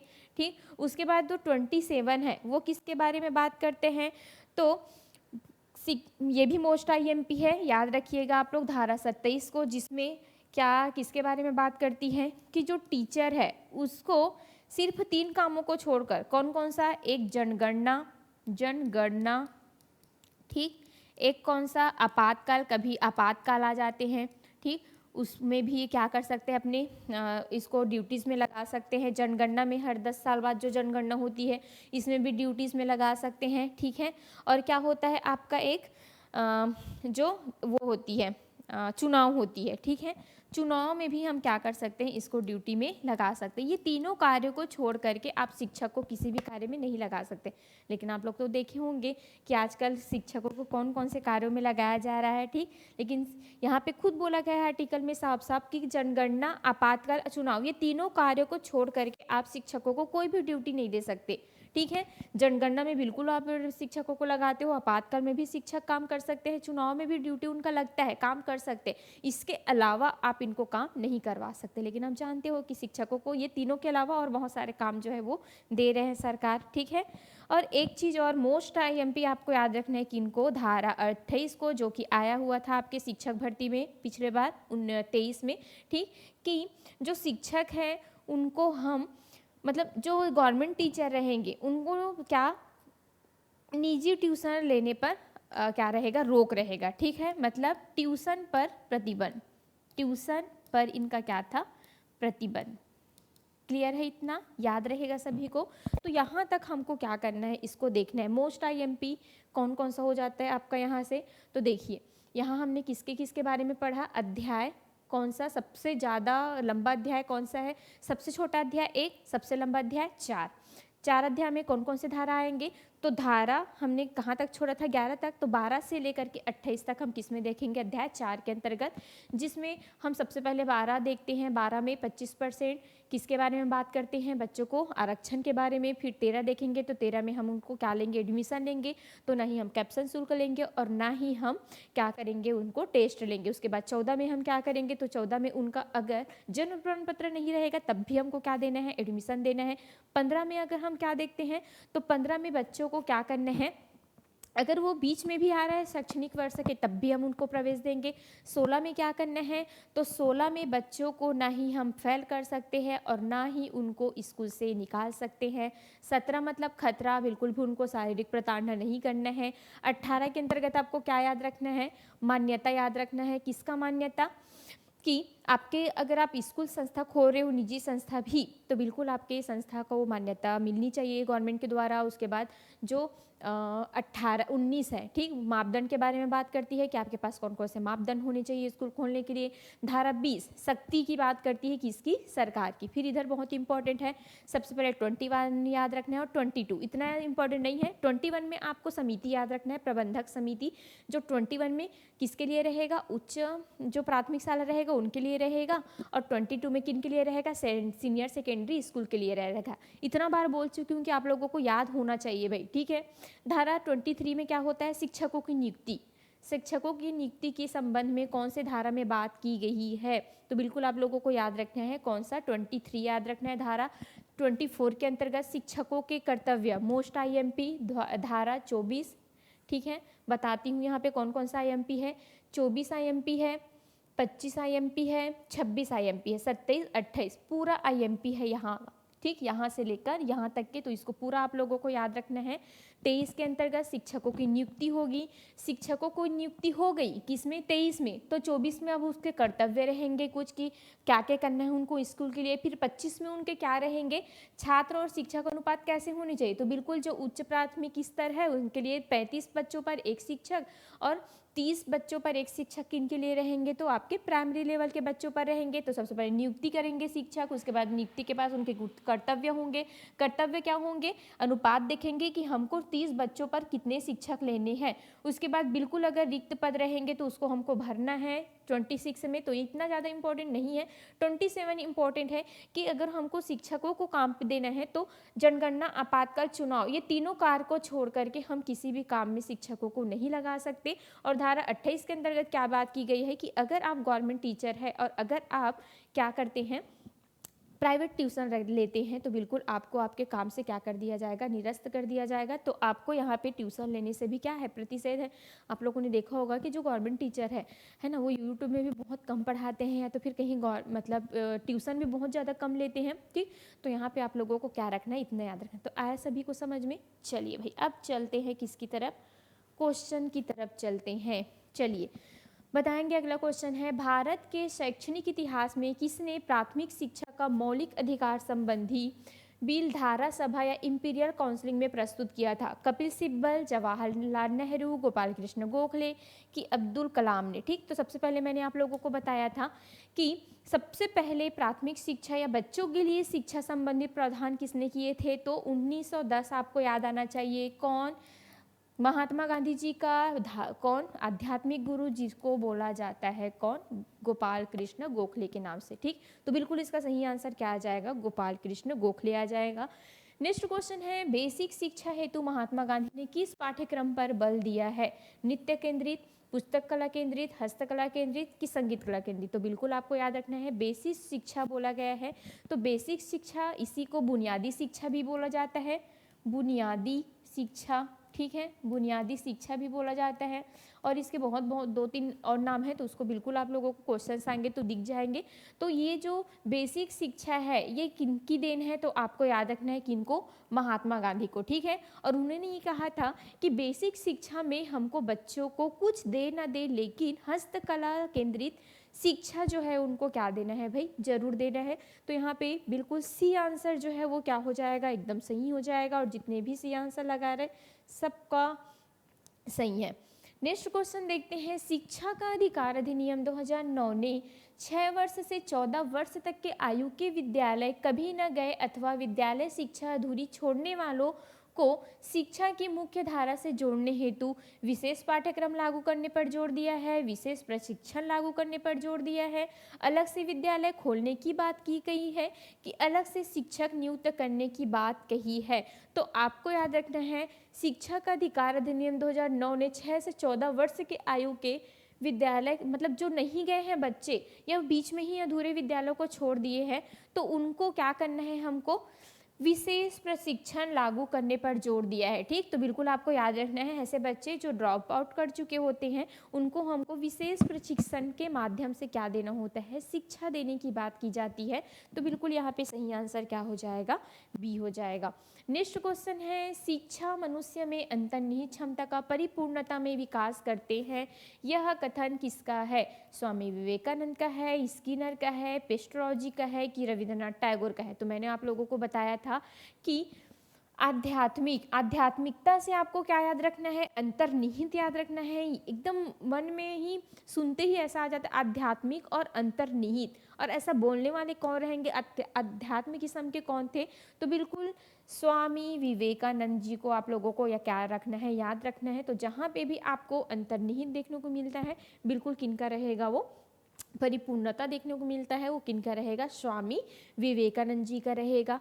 ठीक है, नेक्स्ट क्वेश्चन देखने से पहले एक बार फिर से बता देती हूँ आप लोगों को कि मंडी उप निरीक्षक 1 जनवरी से नया बैच स्टार्ट होने वाला है। तो बिल्कुल आप लोग सादी पेशी एकेडमी का एप्लीकेशन डाउनलोड करिए और वहाँ से बेहतरीन तरीके से आप लोगों को क्लासेस 1 जनवरी से नया बैच देखते हुए मिल जाएगा। चलिए नेक्स्ट क्वेश्चन हम देखते हैं, सामान्य शैक्षिक अवसर का अर्थ है शिक्षा का वह प्रकार के लिए समान अवसर जिसके लिए कोई उपयुक्त है, प्रत्येक बच्चे के लिए शैक्षिक मानकों की समानता, सभी बच्चों को शिक्षा प्राप्त करने का समान अवसर कि उपरोक्त सभी। ठीक, तो यहाँ पे समान शैक्षिक बोला गया है, तो बिल्कुल आपको याद रखना है समान शैक्षिक मतलब प्रत्येक बच्चे के लिए शैक्षिक मानकों की समानता, बिल्कुल भी नहीं। शिक्षा का वह प्रकार, समान अवसर जिसके लिए कोई उपयुक्त है, ये भी नहीं, बल्कि सभी बच्चों को शिक्षा प्राप्त करने का समान अवसर मिलना चाहिए। ये कौन बोलता है? समान शैक्षिक अवसर बोलते हैं। ठीक है, शिक्षा का वह प्रकार के लिए समान अवसर जिसके लिए कोई उपयुक्त है, नहीं, इसमें कोई की बात हो रही, सिर्फ एक की बात हो रही, इंडिविजुअल की कोई उपयुक्त होगा उनके लिए, लेकिन यहाँ पे समान शैक्षिक शिक्षा बोला गया है जिसमें आप सभी बच्चों को समान प्रकार से शिक्षा देने का अवसर प्रदान करते हैं। ठीक है, नेक्स्ट क्वेश्चन है निःशुल्क एवं अनिवार्य बाल शिक्षा अधिकार अधिनियम 2009 दिव्यांग बच्चों की निःशुल्क शिक्षा के अधिकारों को सुनिश्चित करता है। 6 से 14 वर्ष तक, 6 से 18 वर्ष तक, 6 से 22 वर्ष तक कि 3 से 18 वर्ष तक के लिए। तो बिल्कुल आपको याद रखना है कि जो बाल शिक्षा अधिकार अधिनियम 2009 है, आरटी है, वो सिर्फ किनके बगावत करता है? तो बिल्कुल 6 से 14 वर्ष के बच्चों के लिए क्या करता है? निःशुल्क शिक्षा देने की बात करती है। जबकि मैं आप लोगों को बार बार बता चुकी हूँ कौन सा आर्टिकल में रखा गया है इसको, 21A के अंतर्गत रखा गया है। इसको मानव अधिकार बना दिया गया है, मूल अधिकार बना दिया गया है, जिसमें बिल्कुल बच्चों को हमको क्या देना है? निःशुल्क शिक्षा देना है। नेक्स्ट क्वेश्चन हम देखते हैं भारतीय संविधान के किस अनुच्छेद में 6 से 14 वर्ष के बच्चों के लिए निःशुल्क अनिवार्य शिक्षा अधिकार सम्मिलित है? तो बिल्कुल कौन से में है? अच्छा, ये डबल हो गया था, चलिए कोई बात नहीं, अनुच्छेद 21 में है। ठीक है, नेक्स्ट क्वेश्चन देखते हैं NCET का पूरा नाम क्या है? NCTE, ठीक है, national council of technical education, national curriculum for technical education, national counselling of teacher education कि national council for teacher education. चलिए जल्दी से बताएंगे इसमें से कौन सा इसका सही मतलब हाँ आंसर है। नेशनल कौन सी आएगा? बी आएगा, डी आएगा कि कौन सा आ जाएगा भाई? चलिए जल्दी से इसका आंसर करेंगे आप लोग। ठीक है, हाँ बिल्कुल सही है सभी का।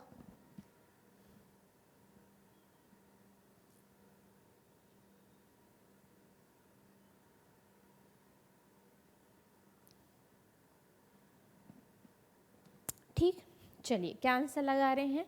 दोनों में कन्फ्यूज़न लग रहा है क्योंकि इसमें भी ये तो नहीं होगा क्योंकि इसमें टेक्निकल एजुकेशन बोला गया है, इसमें कैरिकुलम बोला गया है, तो ये तो दोनों होगा ही नहीं। होगा कौन सा?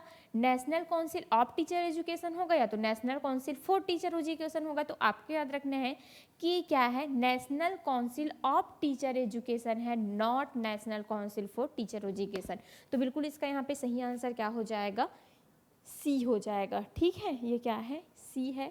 ठीक, चलिए नेक्स्ट क्वेश्चन हम देखते हैं। बायोलॉजी व्याख्याता का नया बैच स्टार्ट हो चुका है, तो बिल्कुल आप लोग क्या कर रहोगे? हमारे सादे पैसे एकेडमिक एप्लीकेशन डाउनलोड करोगे और वहाँ से बिल्कुल आप लोग परचेस कर सकते हैं बहुत ही कम शुल्क में। ठीक है, चलिए राज्य GDP के 6% का व्यय शिक्षा पर हो, यह सिफारिश की कोठारी कमीशन 1966 ने, राष्ट्रीय नीति 1968 ने, शिक्षा पर राष्ट्रीय 1986 ने की, NEP की रेस्क्यू कमेटी 1986 ने। चलिए आपको बताना है इसमें से कि इसका सही आंसर क्या होगा। जल्दी से आंसर करेंगे सभी।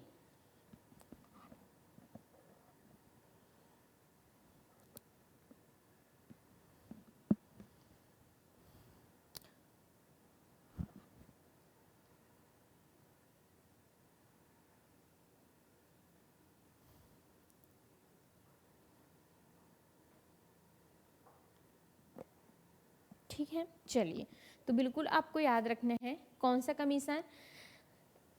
ठीक, तो देखिए 1966 में क्या आया था?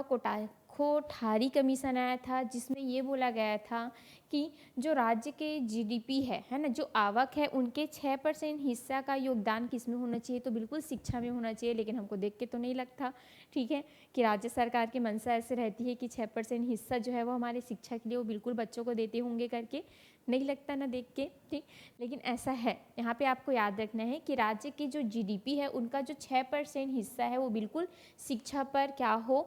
व्यय हो। ये कौन से आयोग ने बात रखी थी? तो बिल्कुल आपको याद रखना है कि इनको कोठारी कमीशन को याद रखना है। नेक्स्ट क्वेश्चन हम देखते हैं। एक शिक्षक वास्तव में कमी भी सिखा सकता है जब तक कि वह स्वयं नहीं सीख सकता। ठीक है, एक दीपक दूसरे दीपक को प्रकाशित नहीं कर सकता जब तक कि वह लगातार अपनी लौ में न जले। कहा गया है, किसने कहा था? ठीक, ये कथन बहुत ही बेस्ट है अभी तक का, आप लोग देखे होंगे है ना कि बहुत लोग का कथन आता है, लेकिन एक शिक्षक के बारे में किसी ने पहली बार क्या किया है, एक कथन कहा है कि एक शिक्षक वास्तव में कभी भी सिखा सकता है जब तक कि वह स्वयं नहीं, मतलब कभी नहीं सिखा सकता, ऐसा कुछ है, जब तक कि वह स्वयं नहीं सीख रहा हो।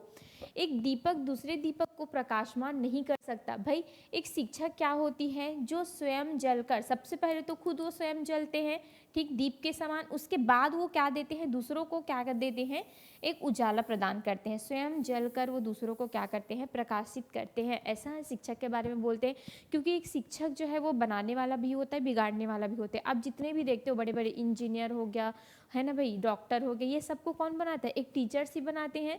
तो बिल्कुल ऐसा बोलने वाले कौन थे, चलिए बताइए, रविंद्रनाथ टैगोर जी थे, राधा कृष्णन जी थे, अंबेडकर जी थे, कि कौन थे? जल्दी से आप लोग कमेंट करके बताएंगे इसका आंसर कि ऐसा बोलने वाले कौन थे शिक्षक के संबंध में।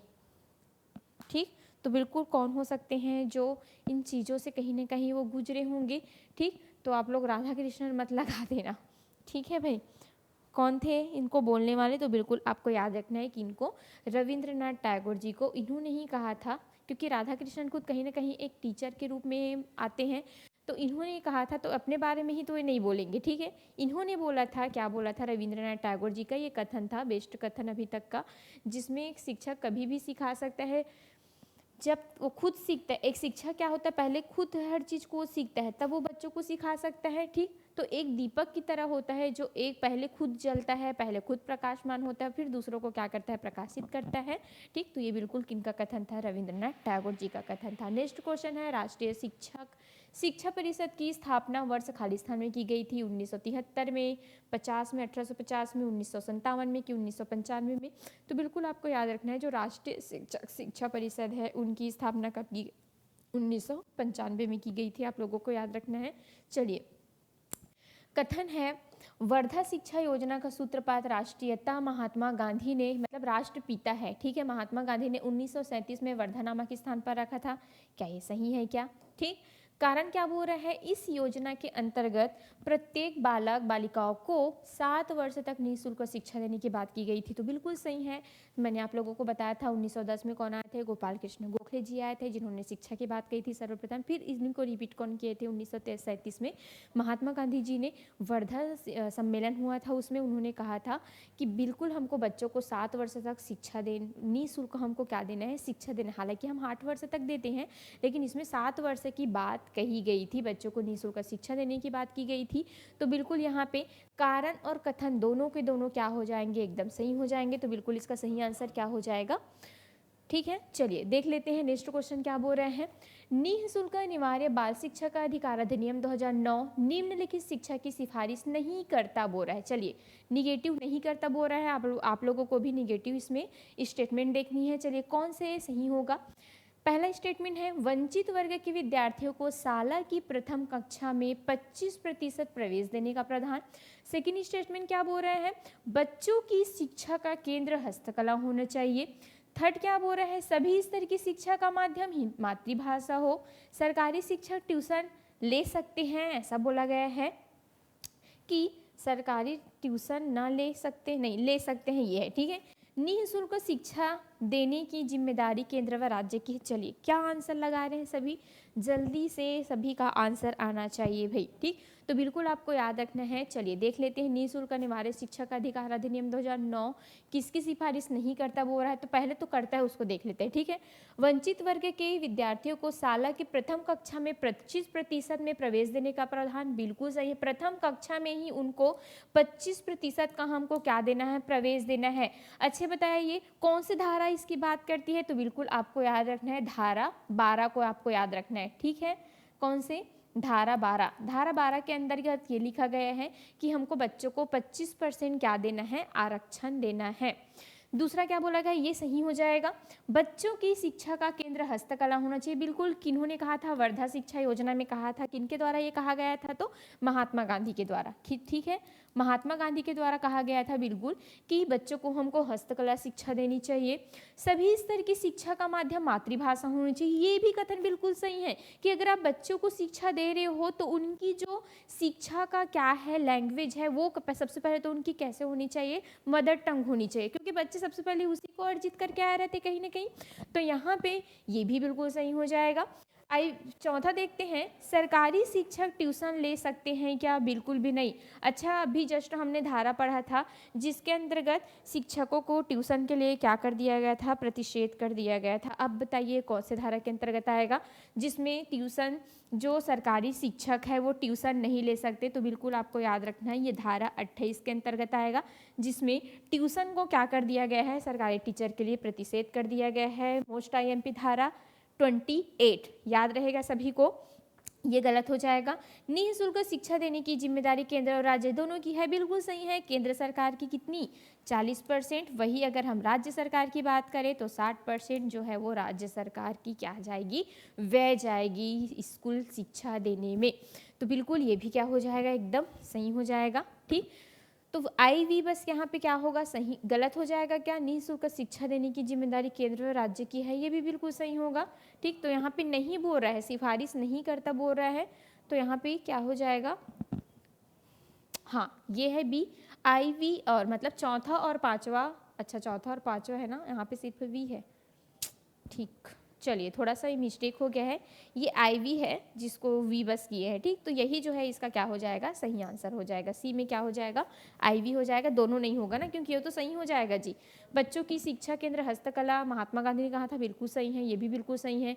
सभी स्तर की शिक्षा का माध्यम मातृभाषा होना चाहिए, ये भी बिल्कुल सही है। सरकारी शिक्षक ट्यूशन ले सकते हैं, ये नहीं होगा। ठीक, नहीं ले सकते। निःशुल्क शिक्षा देने की जिम्मेदारी केंद्र और राज्य की है, दोनों की है, ये भी बिल्कुल सही होगा। तो बिल्कुल इसका सही आंसर क्या हो जाएगा, चौथा हो जाएगा। ये नहीं है क्योंकि यहाँ पे नहीं है पूछा गया है। तो चलिए नेक्स्ट क्वेश्चन हम देख लेते हैं। निम्नलिखित कथनों में से कौन सा कथन वर्धा शिक्षा योजना से संबंधित है? वर्धा शिक्षा योजना किनको याद रखना है आप लोगों को, लाने वाले कौन थे, महात्मा गांधी। ठीक है, महात्मा गांधी जी ने वर्धा शिक्षा योजना लाया। ठीक, अब मैंने क्या कहा था आप लोगों को कि इनका अलग अलग नाम है, तो चलिए भी इनका नाम कौन कौन से है जल्दी से कमेंट करके बताएंगे सभी। तो देखिए, इसको क्या बोला जाता है, नई तालीम के भी नाम से जाना जाता है। मोस्ट IMP याद रखेंगे, जो वर्धा शिक्षा योजना है, वर्धा सम्मेलन हुआ था 1937 में, उसी पे गांधी जी ने बात रखी थी, मैंने आप लोगों को बताया था। तो इनका और अलग अलग नाम है। ठीक, सबसे पहले आपको याद रखना है नई तालीम, दूसरा आपको याद रखना है बुनियादी तालीम, ये तालीम है। ठीक है, तालीम, तो ये भी बिल्कुल सही होगा, बुनियादी तालीम भी इसको बोला जाता है। बुनियादी शिक्षा नहीं है, ये नहीं होगा। और एक बेसिक शिक्षा भी था। ठीक है, नई शिक्षा भी नहीं है। तो देखिए, पहला दूसरा चौथा है क्या किसी में, बिल्कुल दिया है, पहला दूसरा और चौथा, ये बिल्कुल सही हो जाएंगे। एक आपको याद रखना है, नई तालीम भी बोला जाता है इसको, बुनियादी तालीम भी बोला जाता है और बेसिक शिक्षा बोला जाता है। नई शिक्षा और बुनियादी शिक्षा नहीं होगा। ठीक है, चलिए क्या आंसर लगा रहे हैं आप लोग, ये तीसरा है ना, बुनियादी शिक्षा, बुनियादी तालीम होता है, बुनियादी तालीम। ठीक,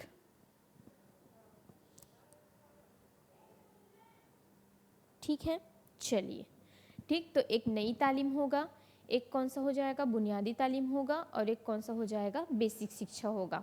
ठीक है, चलिए नेक्स्ट, ये नहीं होगा ना, बुनियादी शिक्षा नहीं बोला गया था, बुनियादी तालीम बोला गया था। ठीक है, बुनियादी शिक्षा भी एक ऐसा ले सकते हो। ठीक है, ये भी कहीं ना कहीं इसको माना जाता है, आप लोग इसको भी ले सकते हो, कोई दिक्कत नहीं है। अगर इसको भी लेना चाहो दूसरा को, तो पहला दूसरा तीसरा और चौथा ये सही हो जाएंगे, ये नहीं होगा। ठीक है, ये नई शिक्षा नहीं है, ये गलत हो जाएंगे। बुनियादी शिक्षा भी है, बुनियादी तालीम भी है। ठीक है, चलिए नेक्स्ट क्वेश्चन देखते हैं। निःशुल्क अनिवार्य शिक्षा के संबंध में कौन सा कथन सही नहीं है? सही नहीं है बोला गया है। 6 से 8 वर्ष के विकलांग बच्चों को निःशुल्क शिक्षा। इस अधिनियम में 7 अध्याय और 38 धाराएं थी। सबसे छोटा पहला अध्याय व सबसे बड़ा चौथा अध्याय है। प्रत्येक 30 में एक 30:1 बालकों पर कम से कम एक शिक्षक, मतलब 30 बालकों पर कम से कम एक शिक्षक। ठीक, तो चलिए इसमें से कौन सा कथन सही नहीं है बोला गया है, तो ये तो बिल्कुल सही हो जाएगा कि 6 से 18 वर्ष के विकलांग बच्चों को निःशुल्क शिक्षा देने की बात होती है, बिल्कुल सही है। ठीक, इस अधिनियम में 7 अध्याय, तो बिल्कुल सही है, लेकिन मैंने आप लोगों को क्या बताया था, 38 धारा बताया था, नॉट 37, तो यही आपका क्या हो जाएगा, बिल्कुल आंसर हो जाएगा, क्योंकि यहाँ पे निगेटिव पूछा गया है। सबसे छोटा पहला अध्याय व सबसे बड़ा चौथा अध्याय है, बिल्कुल सही बताए थे। पहला अध्याय में सिर्फ 2 ही धारा है और चौथा अध्याय में 12 से लेकर के 28 तक धारा है, पूरा किसी में भरा हुआ है, बड़ा अध्याय मतलब चौथा अध्याय में भरा हुआ है। प्रत्येक 30 बालकों पर कम से कम एक शिक्षक, ये किसके बारे में बात करती है, तो बिल्कुल प्राइमरी। ठीक है, किस पर, 30 बच्चों पर एक शिक्षक, और वही अगर हम उच्च मिडिल प्राथमिक की बात करें तो 35 बच्चों पर एक शिक्षक की बात करती है। ठीक है, तो बिल्कुल संस्कृत का व्याख्याता बच्चे स्टार्ट हो गया है। इसके लिए आपको हमारे साथ पेशे एकेडमी का एप्लीकेशन डाउनलोड करना पड़ेगा और वहाँ से बिल्कुल आप लोग परचेस कर सकते हैं। ठीक, ग्रंथपाल का भी नया बैच स्टार्ट हो चुका है। चलिए बेहतरीन क्वेश्चन ये भी, खंड का खंड खा से उचित मिलान करना है। चलिए धारा 4 धारा 24 दिख रहे हैं ना आप लोगों को, दिख रहे हैं, चलिए बता देंगे जल्दी से। ठीक, चलिए धारा 4, 24, 28, धारा 12, 25 अब याद हो गए होंगे तो बिल्कुल आप लोग इसका आंसर कर सकते हैं। चलिए भाई,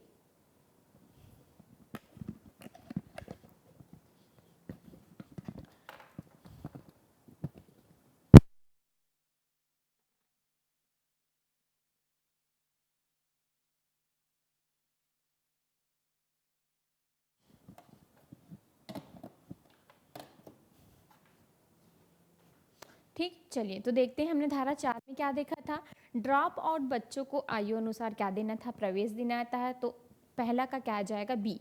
पहला का बी वाला है क्या, बिल्कुल है, तीनों में दिया है भाई। चलिए देख लेते हैं, धारा 24 में हमने क्या देखा था, तो सबसे पहले हम जो पता है, जैसे धारा 25 है एकदम पता है, ए हो जाएगा 25% आरक्षण।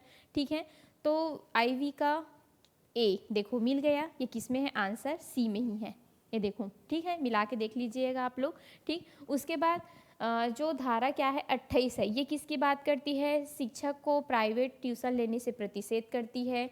ठीक है, जो धारा 25 है वो किसकी बात करती है, तो छात्र और शिक्षक अनुपात की बात, हाँ धारा जो 25 है वो शिक्षक के कर्तव्य संबंधित बात करती है, और धारा 25 जो है वो छात्र और शिक्षक अनुपात की बात करती है। ठीक है, तो बिल्कुल इसका सही आंसर क्या हो जाएगा, सी हो जाएगा। और जितने भी यहाँ पे सी आंसर लगा रहे हैं सभी का आंसर यहाँ पे क्या हो जाएगा, एकदम सही हो जाएगा। ठीक है, चलिए वेरी गुड, बिल्कुल सही है, याद हो गए मतलब सभी को। चलिए नेक्स्ट क्वेश्चन देखते हैं, निम्नलिखित कथनों में से कौन सा युग्म सही है, प्राथमिक कक्षा 30:1 शिक्षक छात्र अनुपात, 6वीं से 8वीं 200 दिन 800 घंटा कार्य दिवस, शिक्षक प्रति सप्ताह कार्य दिवस 45 शिक्षण घंटे, एकीकृत बाल वाटिका 6 से 14 वर्ष के बालकों के लिए। तो देखिए इसमें क्या बोला गया है, कौन सा युग्म सही है बोला गया है। ठीक है, तो प्राथमिक कक्षा के लिए 30:1 शिक्षक छात्र अनुपात, ये तो बिल्कुल सही हो जाएगा। बार बार बता रही हूँ, 30 में एक शिक्षक प्राथमिक के लिए होगा और 35 में एक शिक्षक पूर्व माध्यमिक विद्यालय के लिए होगा।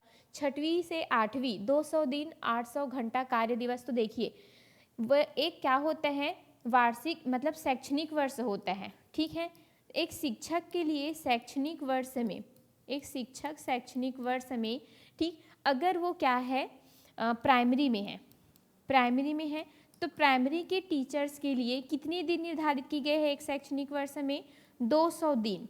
ठीक है, 200 दिन क्या किए गए हैं इन लोगों के लिए निर्धारित किए गए हैं, और 800 घंटा 800 प्रति घंटा क्या किया गया है, डिसाइड किया गया है कि एक टीचर को एक साल में कम से कम 200 दिन तो स्कूल जाना ही जाना है, और 800 दिन उनको क्या कर 800 प्रति घंटा उनको क्या करना है, काम करना है। वही अगर हम, ये तो प्राइमरी का हुआ, वही अगर हम उच्च प्राइमरी की बात करते हैं मिडिल का, तो उसमें क्या हो जाएंगे, 220 दिन की बात कही जाती है, मतलब वहाँ के टीचर्स 220 दिन स्कूल जाएंगे, और 1000 प्रति घंटा उन लोग क्या करेंगे, 1000 घंटा उन लोग क्या करेंगे, काम करेंगे। ठीक, तो सभी को याद रहेगा यहाँ से। तो यहाँ पे 6वीं से 8वीं के लिए बोल रहा है, तो मैं अभी जस्ट बताइए आपको 6वीं से 8वीं मतलब उच्च प्राइमरी के लिए 220 दिन और 1000 प्रति घंटा, तो यहाँ पे ये गलत हो जाएंगे। शिक्षक प्रति सप्ताह कार्य दिवस, ठीक है, तो शिक्षक प्रति सप्ताह कार्य दिवस 45 शिक्षण घंटे, ये बिल्कुल सही हो जाएंगे कि एक सप्ताह में एक शिक्षक को 45 घंटे क्या करना है, काम करना है भाई, एक सप्ताह में। ठीक है, एकीकृत बाल विकास जो है, ठीक, ये बिल्कुल इंटीग्रेटेड चाइल्ड डेवलपमेंट आप लोग देखते हो, वो 0 से 6 वर्ष के बालकों से संबंधित होता है, जिसमें इनका पोषण, आहार, जो गर्भवती महिला होती है उनके बारे में, ठीक है, जितनी भी जिम्मेदारी होती है वो सरकार का होता है, ये सब जितने भी उनको पोषण है ये सब दिलाना, ना कि ये 6 से 14 वर्ष के बालकों से संबंधित है। ठीक है, तो एकीकृत बाल विकास जो है वो 0 से 6 वर्ष के लिए है, ना कि 6 से 14 वर्ष के लिए। तो ये भी यहाँ पे क्या हो जाएगा, गलत हो जाएगा। ठीक, तो देखिए हमारा गलत कौन कौन सा है, क्योंकि उसमें सही युग्म बोला गया है, तो पहला और तीसरा क्या हो जाएंगे आपके, सही हो जाएंगे। ठीक है, तो इसमें दिया नहीं है पहला और तीसरा।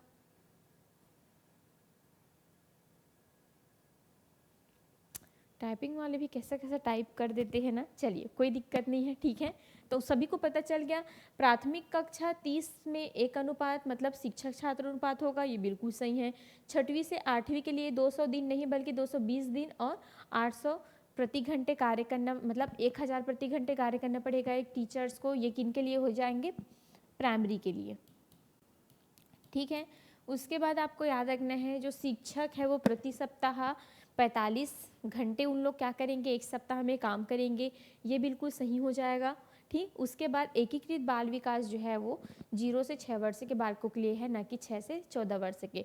तो यहाँ पे कौन सा युग्म सही है बोला गया है, तो पहला और तीसरा सही है। ठीक है, आप लोग देख लीजिएगा, तो पहला और तीसरा दिया ही नहीं है ना इसमें, चलिए कोई दिक्कत नहीं है, पहला और तीसरा सही है, आप लोग लगा लीजिएगा। ठीक, ठीक, तो हो गए ख़त्म आज के सेशन। ठीक, तो बिल्कुल चलिए, अगर आप लोगों को आज का सेशन अच्छा लगा होगा तो बिल्कुल लाइक कर दीजिएगा। ठीक है, बिल्कुल चैनल में नए आए होंगे तो सब्सक्राइब करके रखिएगा, ऐसे ही आप लोगों को क्लासेस मिलने वाली है डेली।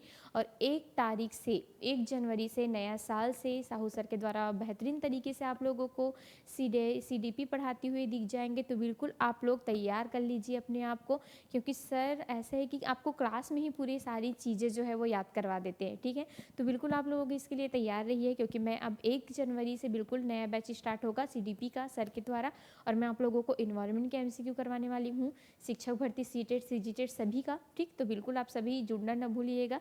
और इसी के साथ चलिए सभी को मैं अपने वाणी को विराम देती हूँ।